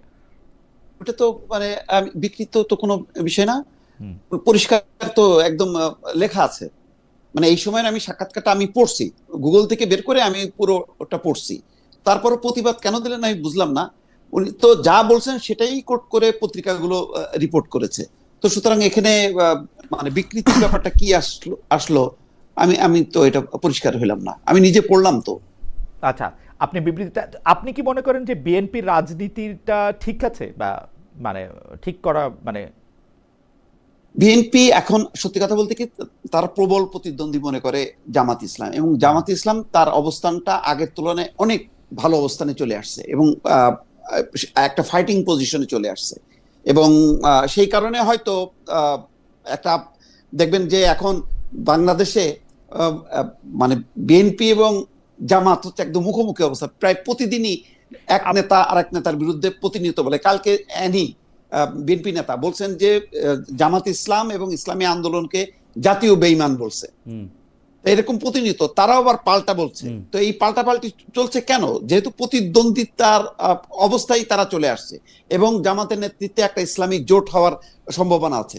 তো সেই কারণে পাল্টা হিসেবে আবার দেখা যাচ্ছে হেফাজতের সাথে তারা ঘনিষ্ঠতা বাড়াচ্ছে, যাতে এইভাবে শুধু ধর্মীয় আবরণটা না দিতে পারে, যাতে বেকায়দায় না পড়ে। ফলে বিএনপি মনে করেন আজকে 6 মাস আগে 8 মাস আগে যতটা মানে কমফোর্টেবল পজিশনে ছিল, এখন কিন্তু সেই পজিশনে নেই। এটা আমার ধারণা। বাস্তবে তো এখন আমি তার মানে প্রতিটা আসন ভিত্তিক আমার কাছে জরিপ নেই, কিন্তু আমি অনুভব করি নেতাদের বক্তব্য বিবৃতি দিয়ে যে এত তো কাউন্ট করার কথা না, কিন্তু এখন কাউন্ট করছে বলেই কিন্তু এই কথাগুলি আসছে এবং মির্জা ফখরুল ইসলাম আলমগীরের বক্তব্যের মধ্য দিয়েও কিন্তু পরিষ্কার সেই অভিব্যক্তিটা ফুটে উঠছে। আমার মনে হয় যে আমরা গোলাম মুর্তজা ভাইকে শুনি। সেলিনা পারভিন উনি কষ্ট করে অনেকগুলি একই মেসেজ পাঠিয়েছেন, আমি মেসেজটা একটু পড়ি। আমাদের মনে হয় তুমি ভয় পেয়েছিলে, তোমার বাবারা তোমাকে হুমকি দিয়েছিল, তুমি ভয় পেয়েছিলে। হ্যাঁ ভাই ঠিক বলছেন। জনাব গোলাম মুর্তজা আপনি যদি একটু বলেন। প্রথমত কথা, এই বিএনপি এবং জামাতের রাজনীতিটা নিয়ে বা জামাতের রাজনীতির ওই জায়গাটা, যেহেতু দুটি দল, তো সরকারি অবস্থানে থেকে আমি ওই জায়গাটা নিয়ে মন্তব্যটা করতে চাই না, যদিও আমার মন্তব্য আছে। কখনো আপনার সঙ্গে এবার নিউ ইয়র্কে আসি, আড্ডা দেওয়ার সুযোগ থাকলে আমরা হয়তো সেই আড্ডায় আলোচনা করব। আপাতত পাবলিক হওয়ার দরকার নাই, 1 নম্বর। 2 নম্বর হচ্ছে বিএনপি মহাসচিব মির্জা ফখরুল ইসলাম আলমগীর তো ব্যক্তিগতভাবে আমার বলি, মানুষ হিসেবে উনি খুব শ্রদ্ধার একজন মানুষ, শ্রদ্ধার রাজনীতিবিদ, পরিশীলিত রাজনীতিবিদ। আমি একটু অবাক হয়েছি যে পত্রিকাটার কথা বললেন, সেই পত্রিকাটার সঙ্গে তিনি সাক্ষাৎকার দিতে যে রাজি হয়েছেন। অনেক ক্ষেত্রে ছোট পত্রিকায় সাক্ষাৎকার দেয়া যায় ব্যক্তিগত সম্পর্ক বা নানা কারণে, কিন্তু ভারতের যে পত্রিকা এই সময় বলেন, আনন্দবাজার বলেন, বর্তমান বলেন, টাইমস অফ ইন্ডিয়া বলেন, হিন্দুস্তান টাইমস বলেন, গত 5 আগস্টের পরের থেকে তারা বাংলাদেশ বিষয়ে গুজব এবং মিথ্যা সংবাদ ছাড়া আর কিছু প্রকাশ করে না। বিএনপি কে নিয়ে একটিও ইতিবাচক সংবাদ, বাদ দেন সত্য সংবাদ প্রকাশ করে নাই। বিএনপি কে নিয়ে তারা হয়তো 50টা, এক একজন 50টা করে সংবাদ প্রকাশ করেছে গত 1 বছরে, এবং সেই 50টা সংবাদের 50টা তথ্য থাকলে 50টা তথ্যই ভুল, মিথ্যা। আমি মিথ্যা শব্দটা কম ব্যবহার করি, কিন্তু এই সাক্ষাৎকার যে বিকৃত করা হয়েছে কি হয় নাই, আমি ওই সাক্ষাৎকারের কিছু অংশ পড়েছি, কিন্তু কোনো অডিও বা ভিডিও শুনি নাই। অডিও বা ভিডিও আমরা শুনি, অডিও বা ভিডিও যদি শুনতে পারতাম তাহলে আমি সিদ্ধান্ত করতে পারতাম যে বিকৃত করে নাই। এবং ইন্ডিয়ান মিডিয়ার বা এই সময়ের যে গত 1 বছরের চরিত্র, সেই চরিত্র দিয়ে এটা ভাবার যথেষ্ট যৌক্তিক কারণ আছে যে তারা বিকৃত করেছে। আমার মনে হয় যে সেই কারণে আমি এটাই আমার বক্তব্য। ওকে, আমরা দীপু ভাই আপনার দৃষ্টি আকর্ষণ করতেছি, কারণ একজন দর্শক কষ্ট করে একই মেসেজ অনেকবার পাঠাচ্ছেন। আমার কাছে এটা একটু লেজিটিমেট প্রশ্ন মনে হচ্ছে। সেটা হচ্ছে যে জনাব ওমর এফ ইমন ওনার নাম, উনি বলছেন যে হাসনাত আব্দুল্লাহ আজকেও টক শোতে আওয়ামী লীগের পক্ষে যারা সফট কর্নার যারা তৈরি করছে তাদের বিরুদ্ধে হুঁশিয়ারি দিয়েছেন। এ নিয়ে কি বলবেন দীপু ভাই? আওয়ামী লীগের পক্ষে যারা সফট কর্নার তৈরি করছেন, মানে জনাব হাসনাত আব্দুল্লাহরা মানে আওয়ামী লীগকে ক্ষমতায় রেখে তাদেরকে ক্ষমতার থেকে সরাই দেওয়ার পর একটা আওয়ামী লীগ ভীতিতে, আওয়ামী লীগ জুজুতে এরকম ভীত হয়েছেন কেন, এটাই আমি আসলে বুঝতে পারি না। মানে বলুক, অসুবিধা নেই। আগে বলছে যে মানে জামাত বিএনপির দোসর, এখন ফ্যাসিবাদের দোসর, বলুক। না, আপনার কাছে কি মনে হয়, আপনার কাছে কি মনে হয় যে মানে আওয়ামী লীগের পক্ষে যারা সফট কর্নার তৈরি করবে তাদের জন্য হুঁশিয়ারি দেওয়া, এটা কেন? মানে এটা বারবার মানে যে আওয়ামী লীগ নাই সেই আওয়ামী লীগের এটা আরেক ধরনের স্বৈরতন্ত্র প্রতিষ্ঠার একটা উদ্যোগ, যাতে ভিন্ন মত মানেই হচ্ছে ওই আওয়ামী লীগের প্রতি সফট কর্নার। কোন যুক্তি আসতে পারে না। মানে আমি যখন নাকি বিএনপির সমালোচনা করব, ইউনূস সরকারের সমালোচনা করব, জামাতের সমালোচনা করব, তার মানে কি আমি আওয়ামী লীগ হয়ে যাব? আওয়ামী লীগের সমালোচনা কি করছি সেটা আমার প্রোফাইলে যে সে চেক করুক, গত 2-2.5 বছর 3 বছর আমি কি করছি, কি বলছি। তো এখন তাই হবে। তো এখন বিএনপি আগামীতে যদি বিএনপি বা জামাত ক্ষমতায় আসে, তাদের সমালোচনা করা মানেই কি আমি আওয়ামী লীগ হয়ে যাব? তো এখন এই ধরনের, এখন সামনে নির্বাচন, তো এইটা বলে এক ধরনের আর এক ধরনের এই কথাগুলো উচ্চারণ করা মানে আর এক ধরনের ফ্যাসিজম তৈরি করা, যাতে আমি ভিন্ন মত আনতেই দেব না, কোনোভাবেই সমালোচনা সহ্য করব না। এটা ছাড়া আর কি বলবো? মুর্তজা ভাই আপনি কি একটা লাইন বলবেন আওয়ামী লীগের প্রতি সফট কর্নারটা কি আসলে, বা এই সফট কর্নার করলে মানে এই সফট কর্নারের এত ভীতি কেন এই এনসিপির নেতৃবৃন্দের, বা কি সফট কর্নারটাই কি আসলে? দেখেন, আমি এটাকে ভীতি বা অন্য হিসেবে কোনো কিছু দেখি না। আওয়ামী লীগের পক্ষে সফট কর্নার বলতে কি বুঝিয়েছেন সেটা হাসনাত বলতে পারবেন, এটা আমি বলতে পারবো না। কিন্তু আমার এখানে বক্তব্যটা হচ্ছে, আওয়ামী লীগ যেহেতু দেশে গণহত্যা গণহত্যা করে পালিয়েছে তার নেতারা, এই গণহত্যার হাসনাতটা যেহেতু সেই গণহত্যার শিকার, সেই কারণে তাদের ভেতরে একটা জিনিস থাকতে পারে যে আওয়ামী লীগের প্রতি কেউ সফট কর্নার তৈরি করলে তার বিষয়ে রাজনৈতিক জায়গা থেকে কথা বলে, এটাকে আমি অত বড় অপরাধ মনে করি না, 1 নম্বর। 2 নম্বর ব্যাপার হচ্ছে সরকারের সমালোচনা, ডক্টর ইউনূস সরকারের সমালোচনা। ধরেন ওই যে যারা লিখতেছেন যে গোলাম মুর্তজা কি করলেন, এইটা বলাটাকেও আমি অত বড় কোনো ইয়ে করি না, এটা করা যাবে।